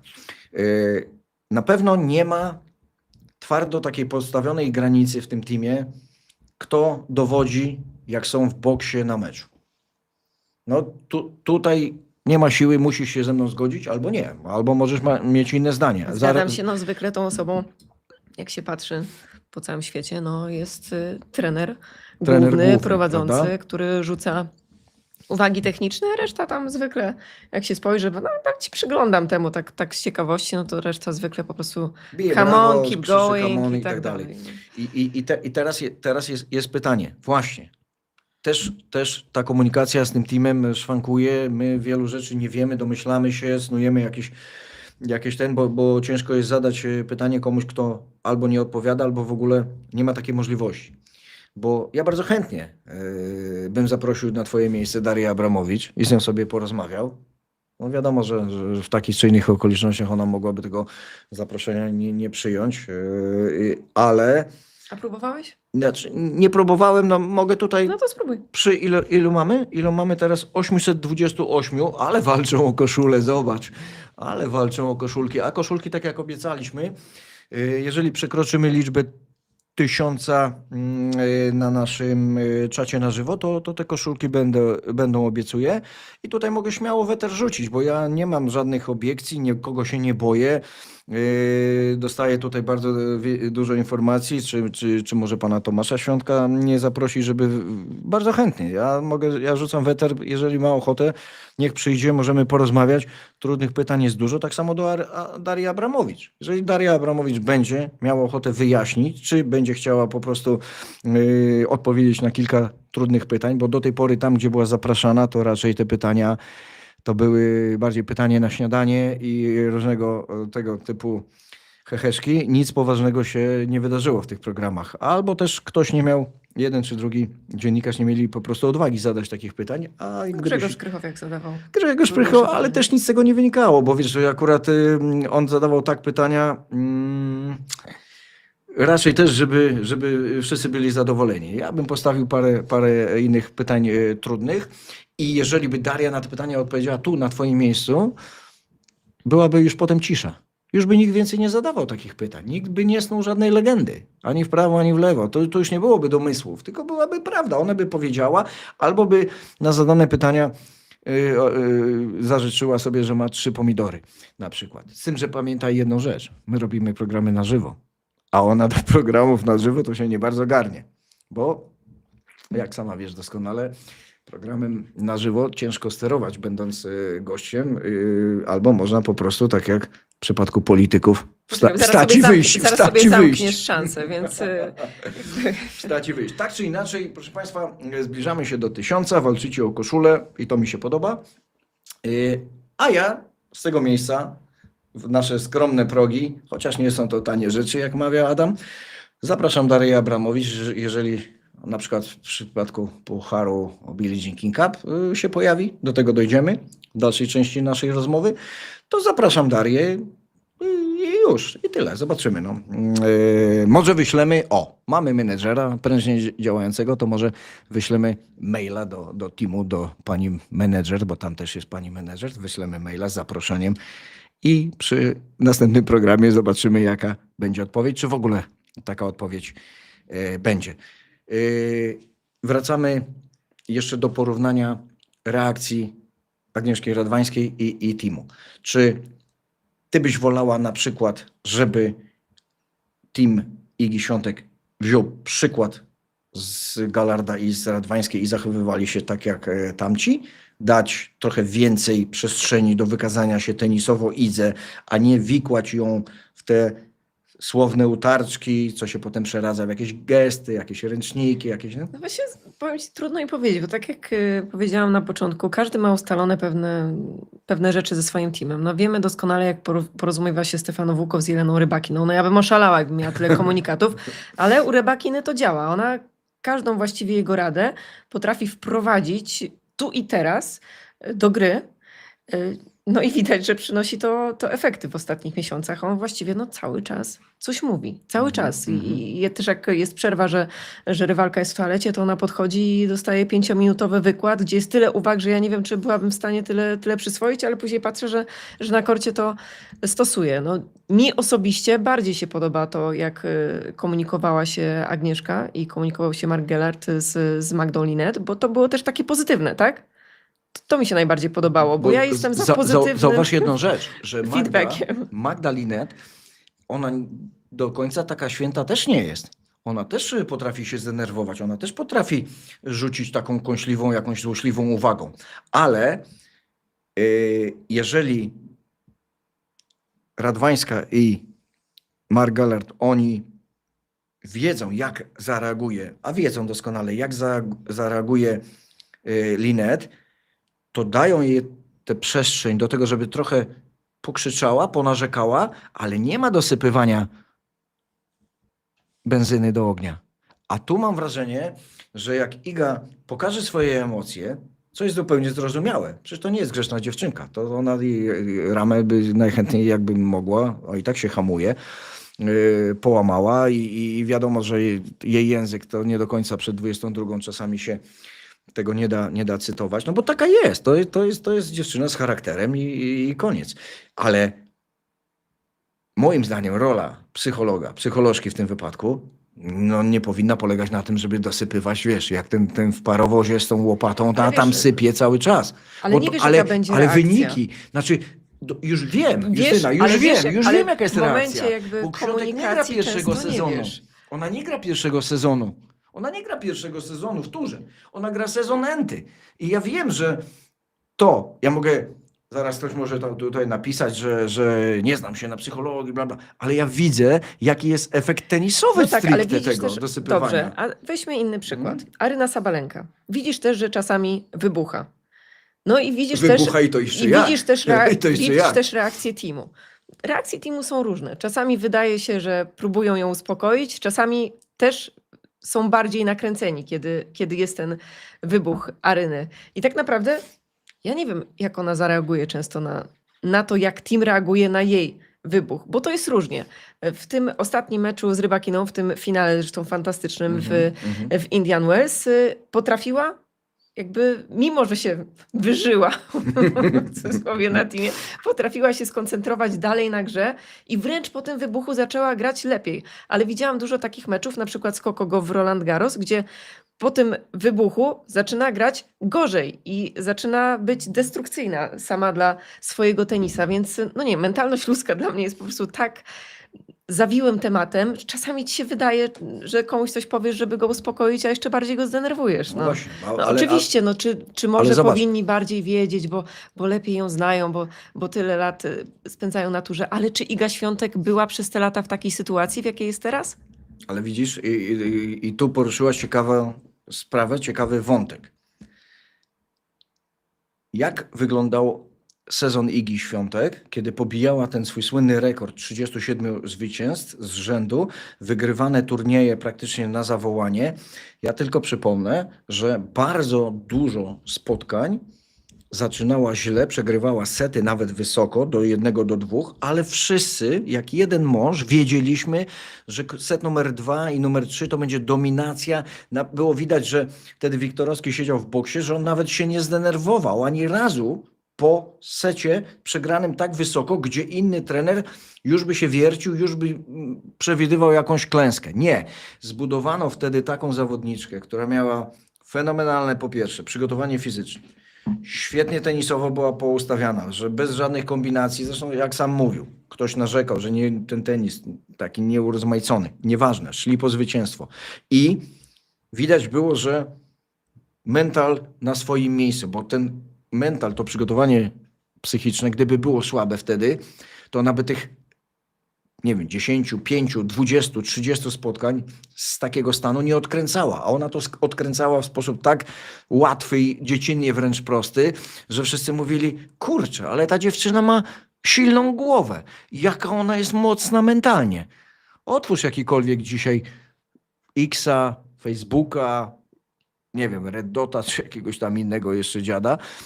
Przeczytaj i znajdź mi opinię, jaką ona ma mocną głowę. Nie ma dzisiaj takiej opinii. Nie ma, bo nawet laik, który nie ma zielonego pojęcia, gdzie jest forehand, gdzie backhand, z której strony co się dzieje, widzi, śledził zawodniczkę w poprzednich sezonach tych dobrych, twardą jak skała, a dzisiaj to jest taka skała wapienna. Tak jak nie wiem, czy Skazanych na Shawshank pamiętasz, jak się główny bohater najpierw widelcem, a potem małym młoteczkiem przebił przez 30-metrową ścianę, bo była właśnie taka wapienna i łatwo się dawała kruszyć i uciekł z więzienia, z którego się nie dało uciec.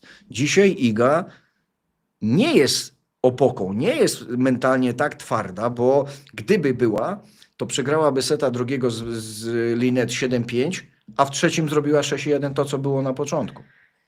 Słuchaj, ja tak sobie myślę, bo nie wiem, no dużo tego tenisa obejrzałam w życiu. Strasznie jesteśmy słuchaj, tak... aż się napije. Mów.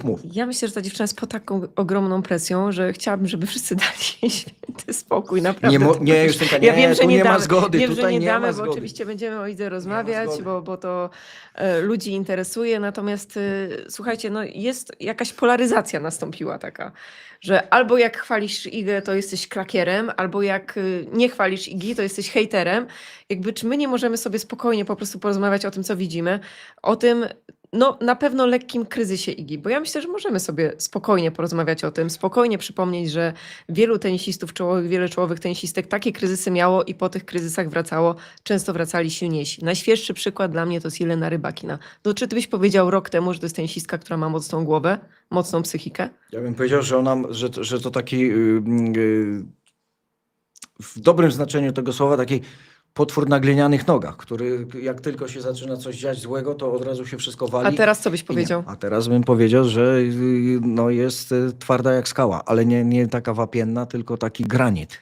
No właśnie, tenis jest naprawdę specyficznym sportem i to też trzeba wziąć pod uwagę, że tutaj się dużo zmienia, nawet nie tydzień do tygodnia, ale dzień do dnia. No, wspomnijmy to Indian Wells po meczach z Sakkari i z Muchową. No, już nawet ja myślałam, chociaż wcześniej wiedziałam, że przecież nigdy nie wiemy w ostatnich miesiącach, jaką Igę wylosujemy, ale rozmawiał ze mną Łukasz Jakimiak na temat tego meczu z Karoliną Muchową. On bardzo entuzjastycznie, ja w sumie też entuzjastycznie już podchodziłam. Mówię, kurczę, jednak Muchowa w takiej formie. I Iga wyszła i sobie to spotkanie wygrała na takim luzie i grając świetny, taki właśnie radosny tenis, jak to ty lubisz mówić. Widać było, że jej sprawia przyjemność, że jest na korcie. No i jest kolejny mecz i już tej przyjemności z gry nie widać za ma i bardzo, już tak. jest więcej błędów i już jest zupełnie inny Widzisz, dzień, inna rozmowa. Dobrze, że wspomniałaś to, bo my sobie możemy usiąść tu spokojnie, porozmawiać na żywo, bez presji, bez żadnej ściemki, jak mawia się w języku młodzieżowym. I widzisz, doszło właśnie do pewnych absurdów przy ocenach tenisa Igi. Ja uważam, że każda opinia, konstruktywna krytyka na temat jej grania, forehandu, backhandu, jeżeli będzie spotykała się zaraz w jakichkolwiek mediach społecznościowych, bo jednak my coś robimy. Ty coś robisz, ja coś robię. Tylko ten, co nic nie robi, ma święty spokój i nie jest ani krytykowany, ani nie jest lubiany, ani mu tu nie lajkują, a tu go hejtują, bo taki jest świat po prostu. Trzeba by się, tak jak powiedziałem, zaszyć gdzieś w Białowieży, karmić żubry i w ogóle wiesz, polować i mieć święty spokój. Natomiast to jest trochę dziwne, bo jeżeli dziewczyna źle serwuje, mówimy, że źle serwuje i hejt na ciebie spada za to, że mówisz, że ona źle serwuje. Myśmy jako społeczeństwo, może to jest wynik takiego deficytu wielkich postaci, bo mamy jedną wielką Igę, która jest czołową tenisistką świata, była jedynką, teraz była dwójką, teraz jest już trójką. Trzymajmy kciuki, żeby nie spadła niżej, bo idzie Wimbledon, tam obrona będzie jak twierdzy z Częstochowskiej, ale do tego też wrócimy. Jeszcze sezon na morce. Jeszcze wrócimy, tak. I teraz pytanie, dlaczego ona wzbudza takie skrajne emocje? Dlaczego to jest... Ja dzisiaj nie chcę wymieniać tytułu podcastu. Oglądałem taki podcast jednego oszołoma, to powiem ci szczerze, na początku nie wierzyłem w to, co słyszę, ale potem rzeczywiście nie do końca bym go, wiesz, polecał, ani dawał wiarę w to, co mówi, ale czy ten tenis jako dziedzina życia, ten sport, to wygrywanie, czy to jest tak istotne dla nas wszystkich, że my potrafimy jeden drugiego opluć na forach za to, że powiedział, że ona gra źle backhand, albo słabo biega, albo coś krzyczy, Albo nie za tak? to, że nie skrytykował. To Albo też tego, jest że z nie kolei skrytykował, wtedy- że jest brązowym nosem, czy jakimś klakierem, czy jakąś świątkarą, czy jakimś innym. Przecież to jest dochodzi do absurdów. My mówimy tylko i aż o sportowcu, chyba sportowczyni, bo to już też paranoja z tymi, o idze, o zawodniczce mówimy, która uprawia sport. Ona gra tak naprawdę dla siebie, ale my ją traktujemy jako dobro narodowe, bo niby ona gra dla nas. Jak ona gra dla ciebie, dla mnie? Jak? Tym lepiej ci się żyje, że ona gra? Czy coś z No, tego lepiej mi masz? się żyje, jak Lepiej ci się wygrywa, żyje? Tak. Tak? No, A- bo a- po prostu A pod jakim mam, względem ci się lepiej żyje? Mam taki lepszy dzień wtedy, wiesz?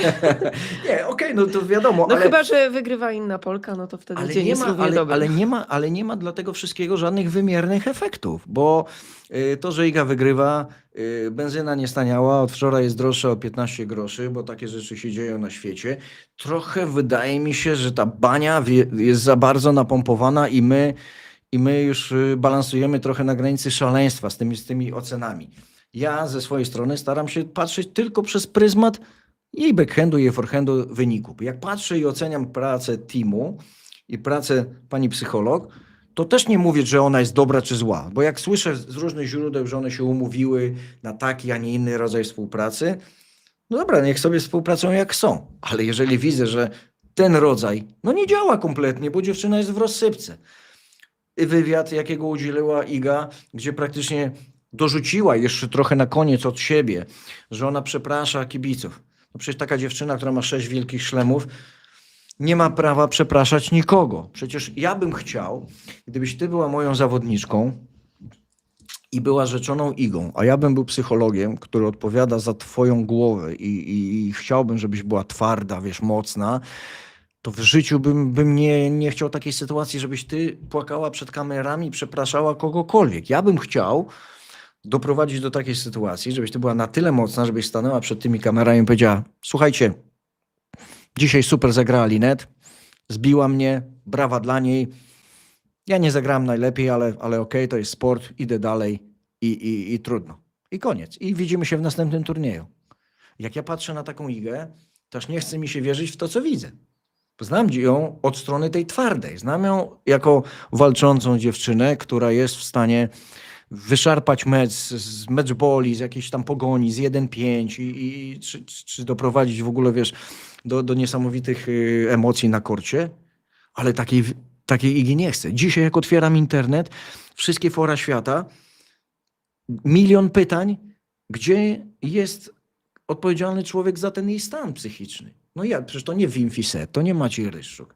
No i to wszystkie te nitki prowadzą do Darii Abramowicz i właśnie dlatego chciałbym, żeby ona to usiadła i zapytać się jej, czy ona jest zadowolona, że jej podopieczna płacze, w ten sposób przegrywa mecze? No chyba nie. Nie no, myślę, że No. nikt z teamu Igi Świątek nie jest zadowolony. Nikt nie jest zadowolony, oczywiście. Wiadomo, że też walczą o to, żeby było jak najlepiej, żeby były te zwycięstwa, więc tutaj nikomu nie odbieramy tych dobrych chęci, ale faktycznie wygląda to ostatnio średnio, ale też tak jak mówię, to oczywiście tutaj zaraz usłyszymy pewnie, że szukamy usprawiedliwień i tak dalej, ale czy po meczu z Muchową nie powiedziałbyś, że jednak jest lepiej po meczu z Sakkari, po meczu z Muchową? Widzisz, dobrze, że podjęłaś ten temat, bo tak, w meczu z Sakkari bardzo byłem zadowolony. Patrzyłem na Świątek, bo rzeczywiście one się wzięły za bary i była przepychanka. Po 1, po 2, po 3, break tu, break tam. Potem dominacja, wyższy bieg, super. Mecz z Muchową w ogóle go nie brałem pod uwagę, bo Muchowa została w szatni. Ona została w szatni. To był mecz jednej aktorki. Znowu Iga na plus duży. Brak pośpiechu, troszkę wyżej, zmiana tempa. Muchowa kompletnie pogubiona, bez wiary, że może wygrać. Bo to nie jest Muchowa, która jest w optymalnej formie. Ona po tym zwycięstwie takim swoim pierwszym w karierze w 1000, ja uważam, że trochę ją to za dużo kosztowało i ona jest taka zapowietrzona, musi się odpowietrzyć i to potrwa. Iga weszła z 6-2, 6-0, dobrze mówię? Tak? 6-2, 6-0 chyba. W optymalnej formie Muchowa 6-2, 6-0 z Igą, Raczej, ale nie, widzisz, raczej nie. I była właśnie ta koncentracja Igi też w była drugim koncentracja secie. i to było wszystko super, bo ona kwadratowego koła nie wymyślała w tym momencie na meczu. Było grane po to, żeby było 6-2, 6-0. I to był, jeżeli był plan, to ok. Jeżeli życie ułożyło ten plan, to też super, bo zaadaptowała się Iga nie chciała pokazać więcej niż trzeba. Taki jak ja zawsze mówię o Dżokowiczu.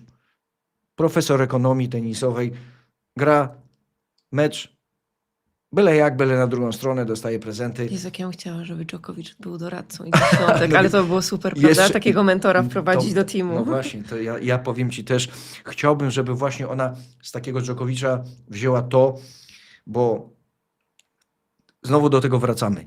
Takie bieganie, taka siła ognia. No przecież to jest praktycznie nie da się z nikim przegrać, mając taki potencjał potężny. To mnie boli, bo można przegrać, ale niech ona przegrywa jak z Madison Keys z tych meczboli w Australii, gdzie tu się można popłakać, bo dziewczyny takie są. Ja pół życia spędziłem z dziewczynami na kortach i do lat 14 i do 18 i w seniorkach. Dziewczyny po przegranych one płaczą. One się zaszywają gdzieś tam za trybuny i 90% dziewczyn płacze. Normalna reakcja, ale nie możesz płakać, jeżeli zostajesz zbita na korcie 6-1, 6-0, to po czym ty masz płakać? No, przeciwniczka była 4 klasy lepszej. Nie mówię tu o Idze w tej chwili. Mówię o takich przypadkach, że jest 6-1, 6-0, płacze 14-latka. No to idziesz, tłumaczysz. Słuchaj, ona była 2 klasy, 3 klasy od ciebie lepsza. Poprawimy, wyciągniemy wnioski, idziemy dalej. Chcesz poryczeć? Dobra. 15 minut i jedziemy dalej. Natomiast w tym szaleństwie tutaj nie ma żadnej metody. Kompletnie. Bo jeżeli takie drobne rzeczy, takie drobne iskierki zapalne są w stanie zrujnować cały mecz, no to nie, no to ja się z tym nie zgadzam. To absolutnie zawsze będę mówił, że coś jest nie halo. Coś się dzieje nie tak, jakieś mechanizmy nie działają i tyle. A wiesz, dla mnie ten wywiad pokazywał po prostu, że Iga ma na sobie ogromną presję i że tak jak często nam się wydaje, jak tenisistki przychodzą na te konferencje prasowe, przychodzą na te wywiady, że wiesz, że traktują to tak luźno, można powiedzieć, tylko sport, kolejny dzień w biurze i tak dalej. No jednak widać było, że jest przybita, że jest przygnieciona, jednak to, że przegrała z Polką, też myślę, że miało znaczenie, że to była akurat Magda, która ją pokonała i przerwała tę kapitalną serię zwycięstw Igi w pierwszych meczach turniejowych.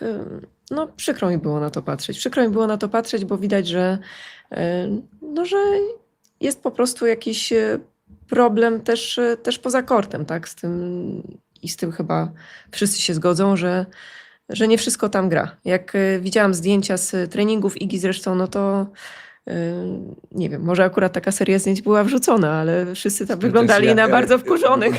Tak, rzeczywiście. Nie na taki spokojny trening, gdzie sobie ćwiczymy tam kolejne elementy, więc pewnie do jakichś zmian, tak myślę, powinno dojść i myślę, że dojdzie, bo no nawet pamiętasz podczas Australian Open Barbara Szet mówiła, że taki mentor by się przydał właśnie Idze, ktoś prowadzony do teamu z zewnątrz, kto nie boi się wygłaszać kontrowersyjnych opinii, kto nie potrzebuje tej roboty, tak wiesz, że musi zarobić na życie, tak. tylko ktoś taki, kto po prostu przyjrzy się temu z boku, powie, słuchajcie, to działa, to nie działa, to trzeba zmienić i tak dalej. Pojawiły się takie pogłoski. W internecie właściwie jeden chyba człowiek rzucił i to gdzieś tam się rozlało po internecie, że Piotr Woźniacki będzie trenerem Igi. No rozmawiałam dzisiaj z Piotrkiem, więc na razie nie będzie. Na razie nie będzie. Małą pauzę zrobimy. Jest nas już ponad 900. Ale walka idzie o koszulę, bo jak dojdziemy do 1000 i najchętniej byśmy przekroczyli 1000, to koszule będą. Przypominam Państwu o subskrypcjach, o kciukach w górę, o komentarzach, bo to też ważne jest. I teraz poszukajmy przez chwilę właśnie kogoś na miejsce takiego mentora. Wiesz co, jak patrzę... Ale będziemy w takiej sferze marzeń, czy... Nie. Ja myślę, że ja mam jedno nazwisko, I to Czyli się- zastąpiłbyś trenera Fiseta, tak? Mówisz, że to...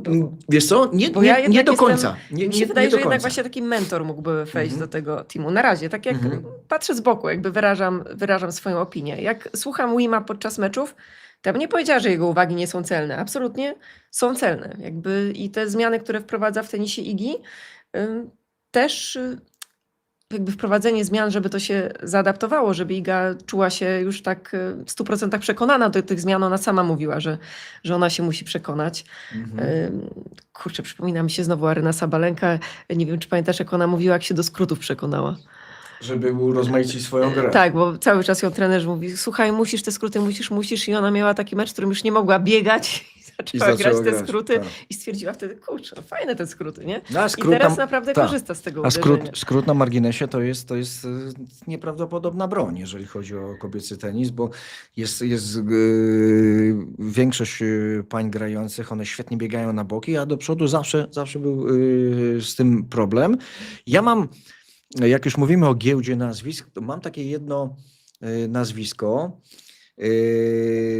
To będzie w pewnym sensie zagadka dla ciebie, ale szybkie synapsy włączysz i pogrzebiesz w przeszłości i myślę, że wpadniesz na trop. Próbowała współpracować z Agnieszką Radwańską, też jako mentorka, bo to jeszcze było, kiedy Wiktorowski grał rolę pierwszego trenera, jako mentorka, jako ktoś, kto może trochę urozmaici tenis, Radwańskiej podpowie, ponieważ tytułów ta osoba ma na swoim koncie całe mnóstwo, pobite jakieś rekordy i jak wiadomo było nie od dziś, że to, mówię o kobiecie, to ci podpowiem delikatnie, fanatyczka siłowni, roweru, w ogóle aktywności fizycznej, jedna Debla? Słucham? Fanatyczka Debla? I fanatyczka Debla, bo jako 51-latka wygrała oficjalny turniej, który też w starych czasach Eurosportu nam ktoś kazał w nocy komentować. No ciekawe, ale chyba, bo rozumiem, że chodzi ci o Martinę Navratilową. Martina chyba Navratilová. ma na cały czas kontrakt z jedną z telewizji amerykańskich i pytanie, na ile to by jej pozwoliło.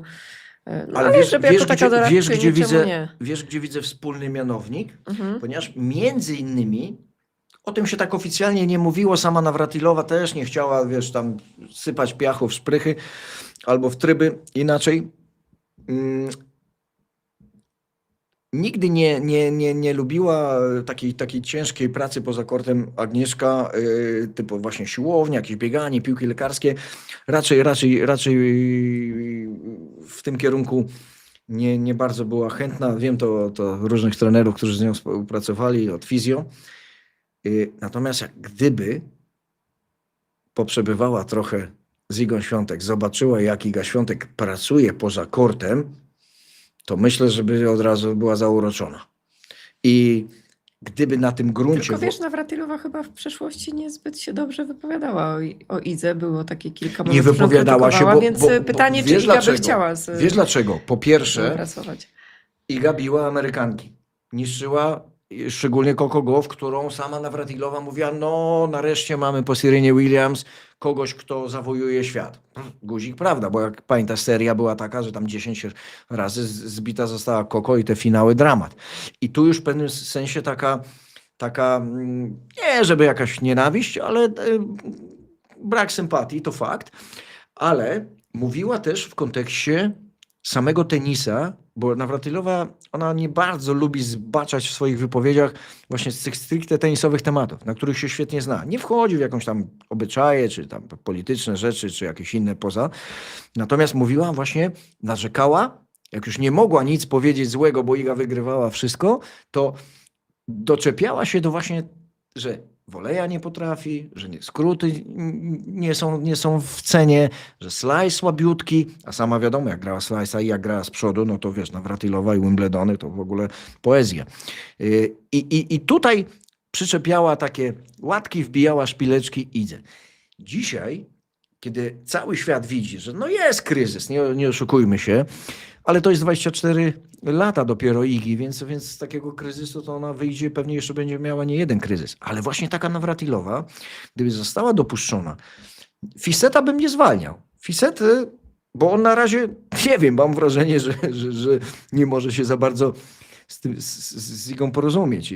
Czy nawet, nie wiem, jakoś za bardzo nie jest dopuszczony do tego wszystkiego. Mam takie wrażenie, bo to te obrazki z treningów, ich jest za dużo. Justyna, ich jest za dużo. Tych min krzywych, tych takich, wiesz, z których można wywnioskować, że nie, różowo nie jest. To taka Nawratilowa jakby właśnie teraz ze swoim autorytetem weszła i chciała nie naprawić, ale dodać do tenisa Igi. Jeden, drugi, trzeci, czwarty element. Może właśnie taki autorytet. A może Fisset nie jest na tyle autorytetem dla Igi, że ona się nie chce dać przekonać. No to ja mam inne nazwisko. Dawaj. Rafa Nadal. Rafael. Nazwisko takie, że myślę, że akurat Iga każde słowo Rafy by potraktowała jak świętość. Człowiek, który wiadomo, że uwielbia ciężką pracę, bardzo dużo widzi na korcie, bo to szczególnie kiedy oglądało się Puchar Roda Levera, który transmitowaliśmy w Eurosporcie, jeszcze on grał albo doradzał. Ale już grał i już kapitanował, tak? Grał i już kapitanował. Już był grającym coachem. Dużo widzi, też lubi kobiecy tenis, szanuje kobiecy tenis.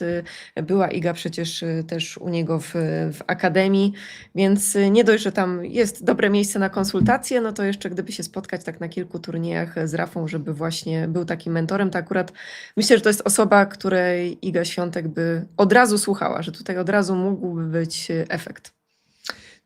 To jest, słuchaj, dobra kandydatura, bo widać było jeszcze, jak Rafa był aktywny w turze, że tam jak nić porozumienia między nimi jest. Wywijał za ucho, tak jak Iga wywija za ucho, więc tutaj wspólny mianownik techniczny też jest. Bieganie na najwyższym poziomie jest. Mentalność zwycięzcy jest. Wszystko wydaje się na miejscu. Tylko wydaje mi się, że na razie to można odłożyć, dlatego że Rafa tak zmordowany swoją karierą jest, że on potrzebuje... Może już odpoczął, słuchaj. Myślisz, że odpoczął? Oj, nie wiem, Justyna, powiem ci, to jego... Już widziałam, że na jego narty z stopy. rodziną wpadła, gra, słuchaj, już zaczyna tam troszeczkę się nudzić chyba. A może z drugiego... Byśmy zmienili klimat i byśmy z takiego słoneczka Majorki poszli w taki klimat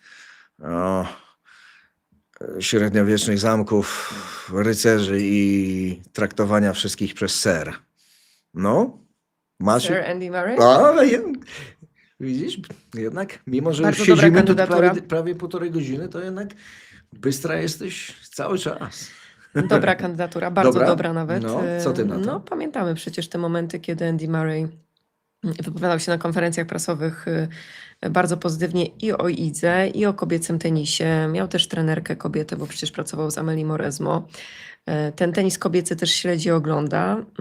No, super by było. Fajnie, gdyby, no naprawdę, powiem ci szczerze, że czy to nazwisko ma znaczenie? Moim zdaniem nie ma wielkiego znaczenia. To widzimy, w jakich się obracamy rejonach, tak? To już są naprawdę wybitne postaci w świecie tenisa, czy to kobiecego, czy męskiego. Oczywiście my możemy sobie tutaj wymieniać, kogo byśmy chcieli, kogo nie. No ja bym na przykład chciała, żeby to była Ash Barty, no bo mogłaby wprowadzić do tenisa nie pomyślałem w ogóle. no To jest świetny pomysł. No wiesz, fantastyczne jakieś takie smaczki, takie genialne rzeczy mogłaby poprowadzać do tenisa Igi, których Iga nie próbowała, a może warto, żeby spróbowała.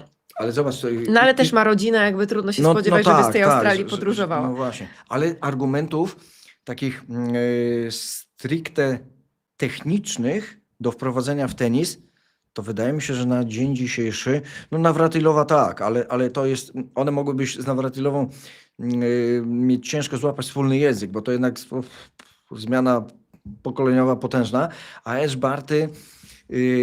ten swój slajsik, ten wolej, takie właśnie granie kombinacyjne. O, jak to by się przydało. No to powiem ci, że to strzeliłaś w dziesiątkę i wydaje mi się, że jak mielibyśmy jakiś wpływ na to, żeby kogoś nakłonić, jakieś argumenty, to chyba tu się zgadzam, że na pierwszym miejscu Ash Barty by była.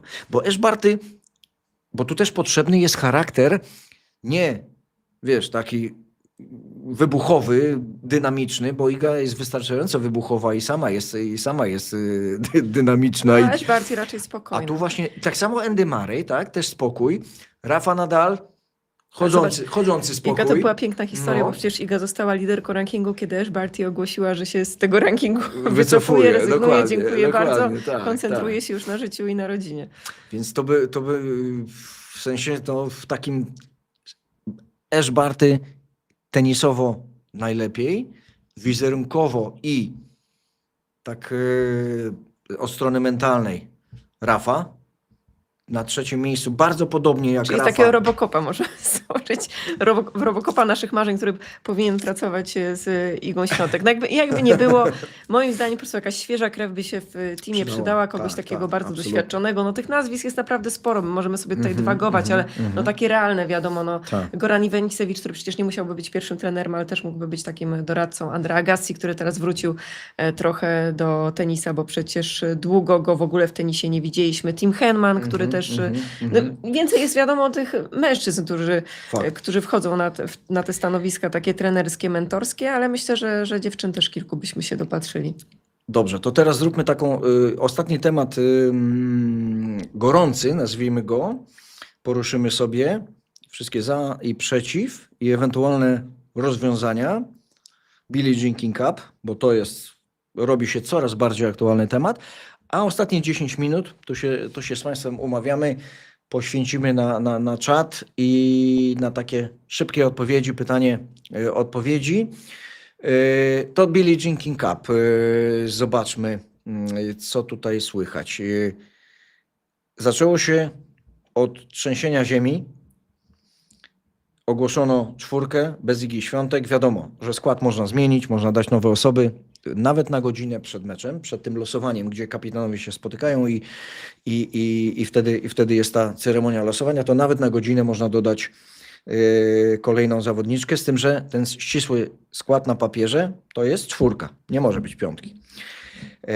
I nie ma Igi Świątek, jest Linda Klimowicowa, Kasia Kawa, Magda Linet, nie ma Magdaleny Fręch i jako ostatnia Maja Chwalińska, tak?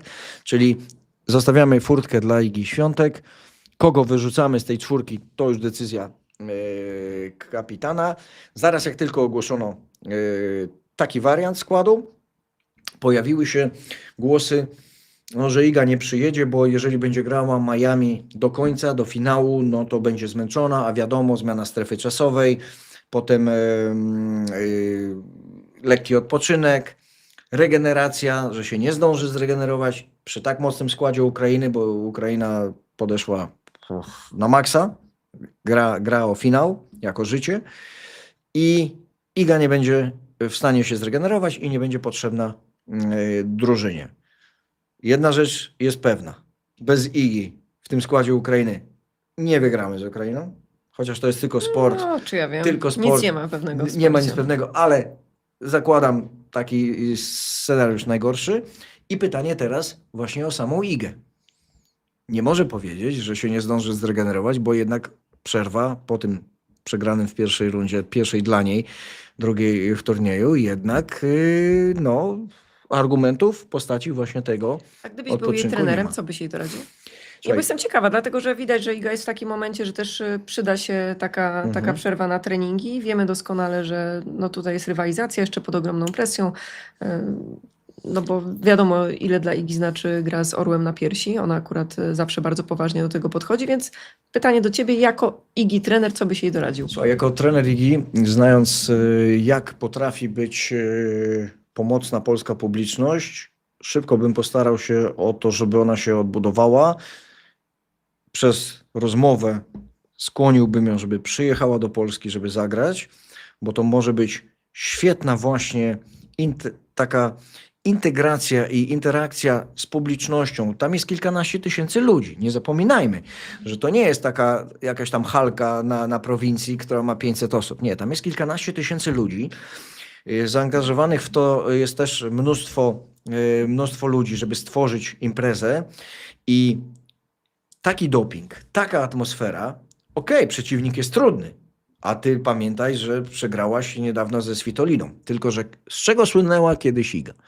Nie raz, nie dwa, czy na antenie Eurosportu, czy w jakichś różnych programach, czy wywiadach, gdzie myśmy o tym rozmawiali, Mówiło się, nikt na świecie nie jest tak żądny rewanżu i tak lubi grać te rewanże, bo pamiętam, jak ona była mała. Jak ona przegrała mecz, to ona już mówiła, że jedziemy na turniej, bo ja chcę ją ograć. Miała tam jakieś tam Rumunki czy Czeszki, z którymi nie bardzo się przyjaźniła. One tam zawsze się na tych kortach, wiesz, tłukły między sobą i ona już chciała jechać, żeby grać rewanż. Tylko, że dzisiaj ja nie wiem, czy ona tam taki rewanż, wiesz, mentalnie jest gotowa. Bo to trzeba by ją tam nastroić tak bojowo, żeby ona skorzystała z tej publiczności fanatycznej, bo nie oszukujmy się, ona ma w kraju fanatyczną publiczność. Dla takich ludzi warto grać.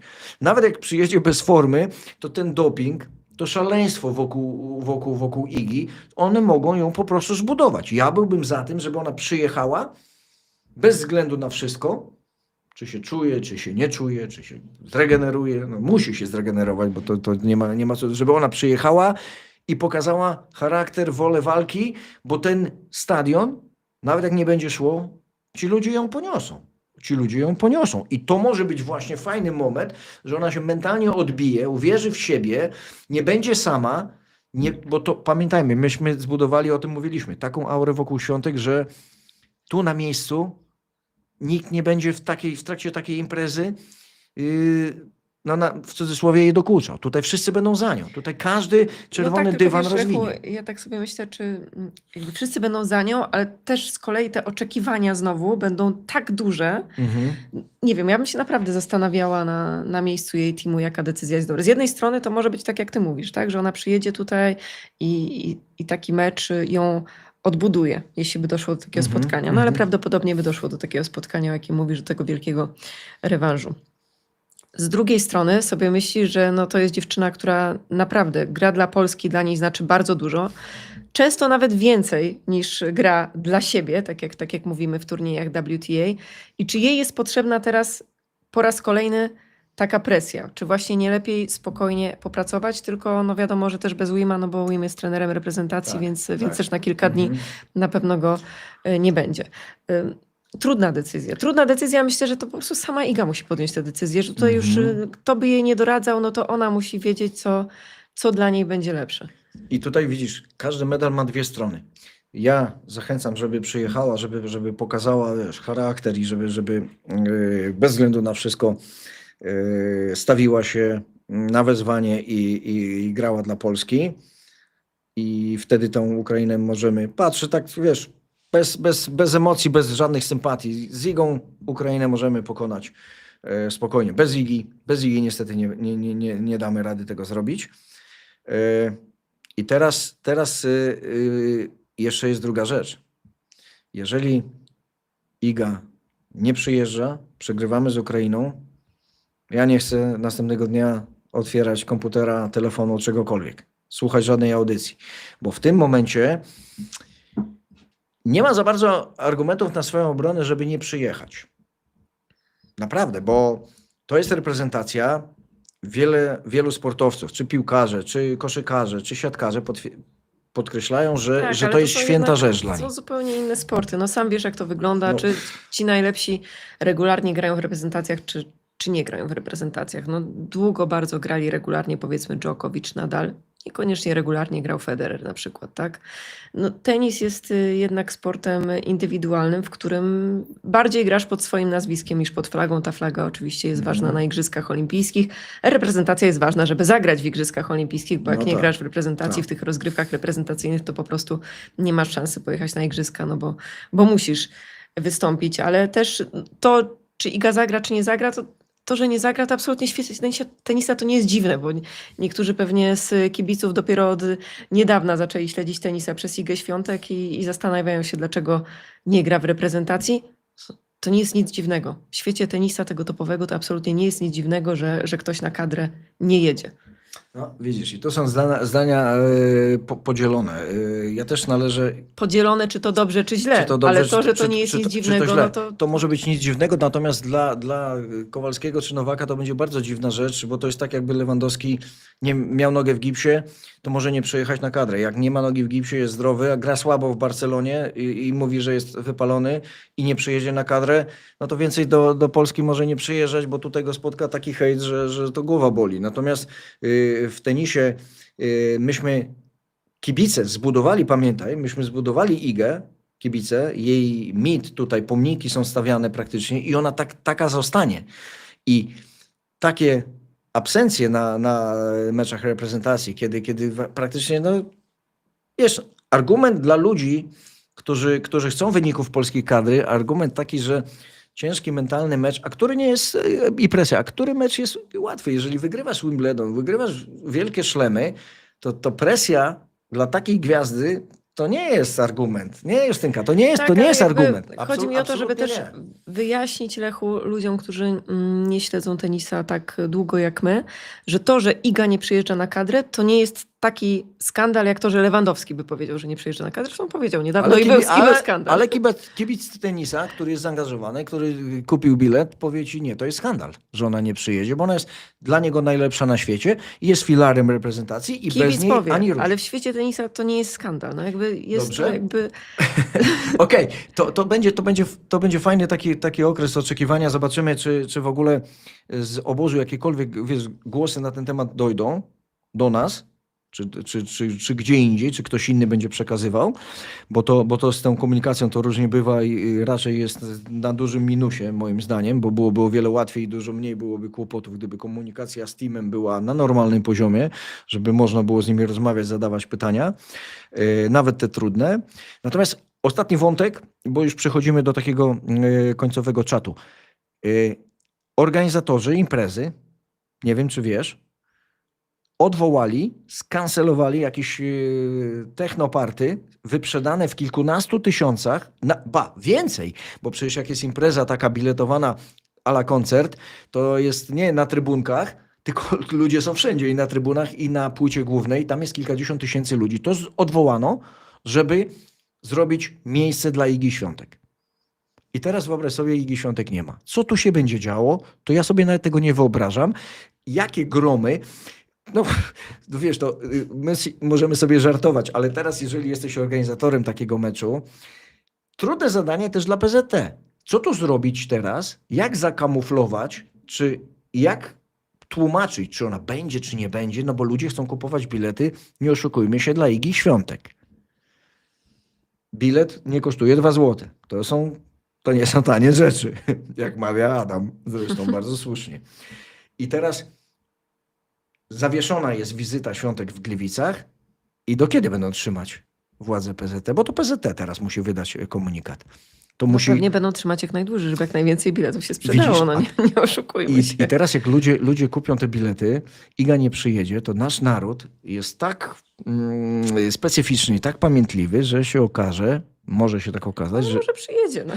że się nie wiemy. pojawi 100 osób w tej hali, wiesz, bo ludzie będą palić bilety, bo zostali Nie, no bez zrobieni przesady, bambuką. Lechu, no kibicujesz reprezentacji tylko jak jest w niej Iga, jak nie ma Igi. No wiadomo, że kibice kupują bilety na Igę, no ale też Justynka, kibicujmy reprezentacji. Justynka, nawet jak ja cię Igi bardzo nie ma, lubię, no. słuchaj, i cię szanuję, ale Reprezentacja to reprezentacja. dam ci prosty przykład. 2 dni temu byłem na kortach, grono jak zwykle na kortach, to tam się zbiera ekipa i rozmawiają. I jest, Może nie przyjdą, ale nie nie, że będę będą liczył, palić bilety. ale no. jest kilkunastu, no to w cudzysłów weźmy to palenie biletów, bo to jest tylko taki, wiesz, transparent. Natomiast jest dyskusja wokół Billie Jean Cup i Świątek, jest 12 osób, czy coś około 15 osób. 10 z nich już ma bilety. Stwierdzają kategorycznie, nie będzie Świątek, mamy bilety, nie przyjedziemy. Bo my chcemy zobaczyć najlepszą dziewczynę na świecie. Ta piątka, która się waha, czy przyjechać, Panie Lechu, będą, nie będzie, nie, oni się mnie pytają, czy ona będzie, czy nie będzie. Ja mówię, no gdybym umiał wróżyć z fusów, to bym zaraz wam powiedział. Natomiast nie jestem w stanie, bo tych znaków zapytania jest dużo i wszyscy wychodzą z kortów, jest ich 15 i ta 15 mówi, część ma bilety, część nie ma Igi, nie przyjadę. No I co trudno, pani na to? będzie mniej ludzi na trybunach, tak? O Al- to ci albo, chodzi. Albo będą pustki, no bo niestety No miejmy tak to- nadzieję, że tak nie to będzie wygląda. pustek. Słuchaj, Tak. ja mam nadzieję, że Iga zagra. No umówmy się. Wiadomo, że chcemy, bym bardzo chcemy chciał. widzieć Ja Igę bym w bardzo Polsce jak najczęściej. Jest Słuchaj. bardzo rzadko ku temu okazja. Teraz jest okazja. No, jest Potężna moment okazja, taki, jest że potężna okazja, faktycznie tak. no, nie ma tego jetlagu, o którym mówiłeś i tak dalej.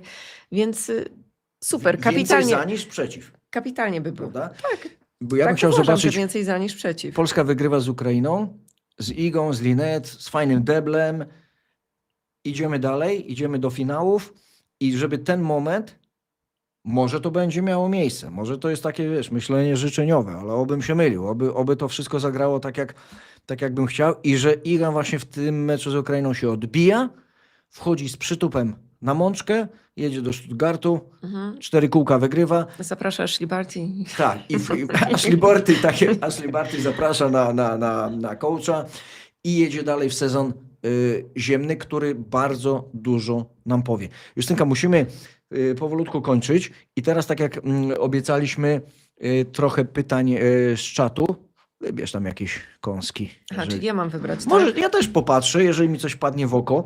Było pytanie na pewno o Maję Chwalińską, które powtarzało się tyle razy, że już tutaj, ja też tak nie patrzyłam cały czas, ale dużo było pytań o Maję Chwalińską. Co sądzisz o Maji Chwalińskiej, że ma niesamowite właśnie czucie piłki i tak dalej, jakbyś się wypowiedział? To szybko będę odpowiadał. Maja Chwalińska, uwielbiam ją oglądać. Wydaje się, że ma kontuzje za sobą, te większe, które ją mocno stonowały w rozwoju tenisowym, ale niestety obawiam się, że przebicie się do takiej ścisłej czołówki, jaką jest 50 z powodu warunków fizycznych i takiego, a nie innego sposobu grania może być bardzo ciężkie. Jak dobrze pogra teraz, a wiem, że gra fajnie, bo dochodzi w 125 i do półfinałów, do ćwierćfinałów, musi ciułać punkty, żeby do setki wejść. Jak wejdzie i osiądzie na poziomie głównego turnieju Wielkiego Szlema, to ta zawodniczka na tym poziomie tam 70-80 wydaje mi się, że będzie się trzymała. Wejście w 50 trochę brakuje mi ognia. Takich atutów stricte, wiesz, na czym można by się oprzeć, bo ponieważ czołówka gra jednak potężnie fizycznie. Było sporo pytań o Piotra Wozińskiego, no to tak jak mówiliśmy, ja z Piotrkiem rozmawiałam, na razie trenerem Igi nie został. Jeśli by w ogóle wrócił do turu, bo tutaj już tak potencjalnie z nim rozmawiałam, to raczej właśnie w roli takiego konsultanta już nie chce jeździć na każdy turniej na pewno, tak jak jeździł z Karoliną. Ale to myślę, że to byłby w ogóle fajny kierunek, tak swoją drogą, bo akurat Piotrek zna ten tur od podszewki, można powiedzieć. I no ma ogromną wiedzę, ma ogromne umiejętności. Na sparring partnerkę dla Igi Marta Domachowska tutaj była proponowana na czacie jako mocno uderzająca tenisistka. Już nie. Parę lat temu tak, ale to jest... Ja widziałem, akurat byłem świadkiem, jak grała Marta Domachowska z Igą Radwańską, sobie grały na merze. Fajnie, piłeczka chodziła, widać, że te panie w swoim czasie grały bardzo wysoko. Natomiast no, tak, przewaga jest potężna siły ognia, że tutaj to Tomek Moczek, z którym jestem w kontakcie i często wymieniamy uwagi, też ma momentami problem. Kasper Żuk, który był sparring partnerem, przecież też mówił, że jest takie tempo, że on schodzi mokry z kortu, no to jednak z całym szacunkiem, ale z Magdą Domachowską kawę mogą wypić, ale nie na korcie. Okej. Podobno wszystko dzisiaj pacyfikuje, słuchaj, więc no sorry, że takie mam akurat zdanie, że cię pacyfikuje. Nie. No, Ty słuchajcie, dbasz- dajcie ludziom mieć swoje zdanie i niekoniecznie musi być zgodne z waszym. I niekoniecznie trzeba po prostu... Ale to opinia, Tak, żebyśmy tak. my dali Jakby ludziom zdanie? Każdy człowiek ma własne niektórzy zdanie. uważają, że za bardzo chwalimy, niektórzy za bardzo krytykujemy, więc jakby tutaj Nie, to są wszystko... nie dogodzimy. Tak, to są wszystko subiektywne opinie. Każdy ma opinię własną i nikt nikomu tej opinii nie broni wygłaszać. My mamy swoje, tak jak powiedział Czy klasyk. Iga dojdzie kiedykolwiek do półfinału Wielkiego Szlema w nawiasie bez serwisu? Znaczy już doszła, bo bez serwisu się nie da nigdzie dojść. Oczywiście żartuję, ale tu chodzi o jakość. Ten serwis ostatnio się ustabilizował. Ja jestem przeciwnikiem teorii takiego poprawiania tego serwisu na siłę, dlatego że jest kilka zawodniczek na świecie, które mogą na serwis liczyć bezwarunkowo. To myślę o asach, o takich serwisach, gdzie retur nie wraca, czyli te punkty darmowe. A Iga, jeżeli... To są pewne zależności. Jeżeli za dużą wagę przykłada, nasłucha się o tym serwowaniu, są mecze, gdzie to już miało miejsce w tym roku, że serwis fajnie funkcjonuje, natomiast kuleje trochę reszta. Ja myślę, że to kwestia proporcji. Najważniejszy serwis Igi to taki, z którego nie dzieje się krzywda. I to będzie wystarczające, bo wtedy ona może grać ze spokojem swój najlepszy tenis, może dobrze biegać. Natomiast jeżeli ona szuka na siłę asów, nie trafia, ma słabszy dzień i pojawiają się podwójne, tak jak początek ze Svitoliną, nie wiem czy widziałaś, podwójny za podwójnym, to się sypie cała reszta. Więc tutaj nie A słuchaj, zadam ci pytanie, No. sorry, że ci przerwę, ale tak to jest pytanie jakby dotyczące tego wątku. Zastanawiałeś się kiedyś, dlaczego po stronie męskiej tenisowej nie ma takich problemów z serwisem jak po stronie żeńskiej, bo od zawsze były, bo pamiętamy przecież to przerabianie serwisu Sabalenki, wiemy co teraz się dzieje z serwisem Igi, co się dzieje z serwisem Coco Gauff. Jakby to jest często takie niestabilne uderzenie w kobiecym tenisie. Dlaczego? No, tutaj jest moim zdaniem odpowiedź dosyć prosta, dlatego że po pierwsze warunki fizyczne, no jakbyśmy wzięli taką średnią, to ci najlepiej serwujący, bo w tenisie męskim też są kłopoty z serwisem. To nie jest tak, że wszyscy... Może nie tak widoczne, Tak, ale... nie tak widoczne, ale właśnie w tenisie męskim są dużo wyraźniej postawione granice, kto w jakim celu używa serwisu. Mamy ekstraklasę bombardierów, tacy, którzy jak nie strzelą 30 asów, no to są chorzy. Hurkacz między innymi w dobrej formie do tej ekstraklasy się zalicza. Potem jest taka, nazwijmy to po piłkarsku, pierwsza liga, od czasu do czasu as, trochę serwisów niewracających, ale już mają inny sposób grania. Nie bazują na tym serwisie, już dużo lepiej biegają, dużo lepiej grają, wymiany, mają troszkę większą siłę ognia z prawej, z lewej na dole. I druga liga piłkarska, gdzie serwis jest tak, żeby go wprowadzić, krzywdy nie było, cofamy się o metr i gramy z głębi, gramy z kontry, gramy w defensywie. No ale nie ma serii podwójnych błędów, mówmy się, w męskim tenisie. Bardzo rzadko się zdarzają. Wiesz, to też to jest sprawa też fizyczna, bo jednak ten drugi serwis obarczony większą rotacją, potrzebna jest trochę inna praca tułowia. Wiesz, niestety spotkałem się też w trakcie prowadzenia juniorek, czy jeszcze młodszych dziewczyn. Bardzo dużo, niestety, nad tym ubolewam. Sam starałem się tego nie robić i właśnie ten przykład, który teraz powiem, on jest nagminny, bo bardzo często w żargonie tenisowym mówi się w przypadku kobiecego czy juniorskiego, czy dziewczęcego tenisa odpal i zapomnij. Wprowadź piłkę do Czyli okopu takie błędy i młodości, graj. które Tak. na WTA Tour już I właśnie pokutujesz za to. zawodniczka jak Iga, ona też nie była prowadzona od maleńkości, bo ten serwis, nie wiem, nie wszyscy pamiętają, był fatalny technicznie. Ona jak zaczynała, miała 13 lat, to jej łokieć prawie był przyklejony tutaj, wiesz, do kolca w miednicy. Tak źle technicznie to było ustawione. I nikt nie brał pod uwagę serwisu jako takiego ofensywnego zagrania, które przyniesie w przyszłości punkty. Jak masz zawodniczkę, o której wiesz, że jest wysoka, że jest silna, że jest sprawna, to musisz jako trener już myśleć w tym kierunku, że za 4, 5, 6 lat w dorosłym tenisie to musi być oręż. To nie może być wprowadzenie, tylko to musi być atut, który da ci punkty za darmo, tak jak u Rybakiny, u Sabalenki, która zresztą to akurat to może nie najlepszy przykład, bo gdyby nie biomechanik, to ona by do tej pory jeszcze miała ten kanciaty serwis i pewnie nie zrobiłaby tego, co zrobiła. Natomiast to jest właśnie mentalne nastawienie i przekonanie zawodniczki, że słuchaj, ty nie serwujesz po to, żeby pac plum zrobić i uciec tam i grać jakieś, wiesz, rzeźbiarski tenis. Bo tak niestety młodzieżowy tenis u nas w Polsce to już w ogóle. Nikt nie przywiązuje wagi do serwisu, bo wszyscy tłumaczą, to jest niepotrzebne, wyrośnie, będzie grała dobrze, ale ona już nie będzie grała Przypomniała dobrze. mi się historia, jak Marcin Matkowski opowiadał, jak pierwszy raz pojechał do Stanów Zjednoczonych na uniwersytet grać i miał pierwszy trening i właśnie pytają się go, skąd jesteś? On mówi, z Polski. To dawaj na woleja, bo wy w ogóle woleja nie potraficie grać. Wszyscy robicie za długie zamachy, tylko do ucha Tak. i ani centymetr dalej. Więc jakby też w danym kraju różne rzeczy tak, tam też różnie sądzą. się pojawiają. Pytanie, zakładając, że Iga nie robi zmian w teamie, czy warto byłoby poprosić o dziką kartę do turnieju w Charleston? Według mnie to dobry turniej na odbudowanie się, bo tam gorsza obsada. Mówimy o tym turnieju w Charleston na tej ziemi amerykańskiej zielonej? Tak jest, to jest ta zielona mączka. Chyba jeszcze nie grała, z tego co pamiętam. No nie przypominam sobie. Przypominasz? Nie? Nie przypominam sobie, ale no, Wiesz, jakby też wszystkich turniejów nie pamiętam. Tylko że ten Charleston to on jest za chwilę, tak? Tak. A nie, moim zdaniem to nie, to Iga już uciekła. Ona już uciekła, regeneracja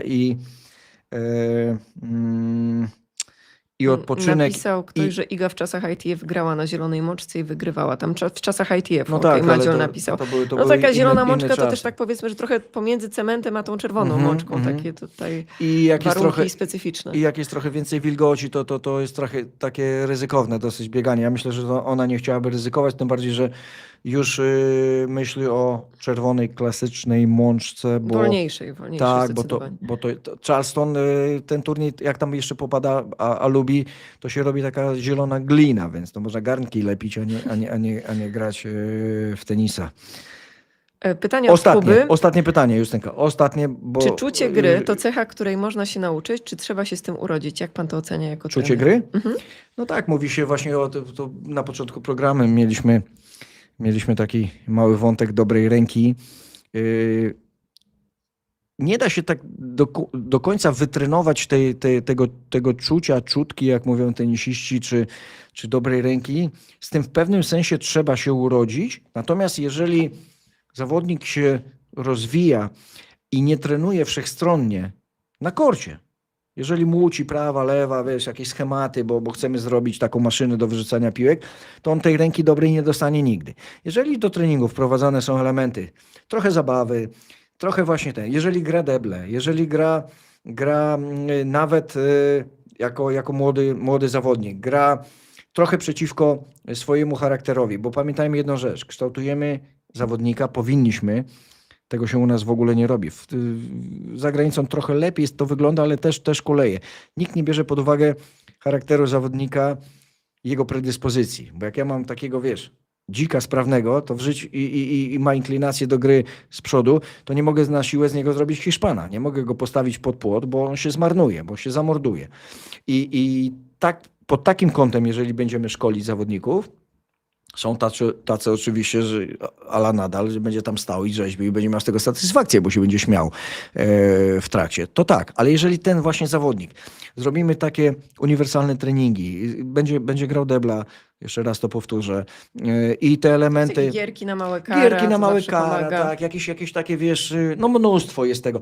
To on rzeczywiście z czasem, bo pamiętajmy, że żeby mieć dobrą rękę, nie wszyscy o tym wiedzą, to trzeba raczej samemu grać w tenisa i to całkiem nieźle. Żeby dostać tej dobrej ręki, to musi iść też w ślad za rozwojem tenisowym siła, bo nie będziesz miała dobrej ręki, to są dwie przeciwstawne rzeczy. Musi mieć bardzo mocne przedramię i bardzo miękki, elastyczny nadgarstek, który w odpowiednim momencie potrafisz zablokować, żeby ci się krzywda nie wydarzyła, więc ja jeszcze dodam od siebie, że słuchajcie, można mieć dobre ręce, ale nic nie zastąpi ciężkiej pracy. Jak historia pokazuje, nie wiem, taki Sasza Bublik, dopiero jak się wziął do roboty, to te wspaniałe ręce zaczęły przynosić efekt, jeśli chodzi o wyniki na korcie, a nie tak, że od przypadku do przypadku i Roger Federer pewnie miał lepsze ręce od Rafaela Nadala. I teraz gdyby Roger Federer i od Nowaka Dżokowicza ze swoją ręką miał taki talent do pracy jak Nadal, albo różnie z tym bywało, albo Dżokowicz, to byłyby prawdopodobnie jeszcze lepsze efekty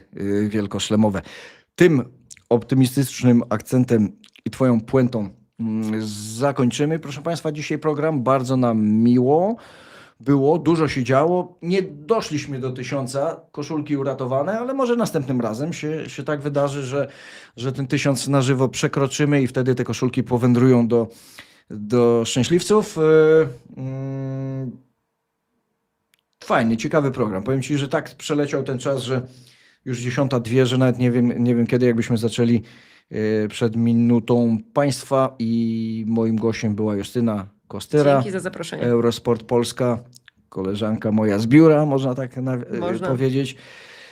No i do zobaczenia, do usłyszenia na srebrnym ekranie. Trzymajcie się ciepło, dbajcie o siebie. Tenis szeroką ławą wychodzi na powietrze, zdejmujemy balony.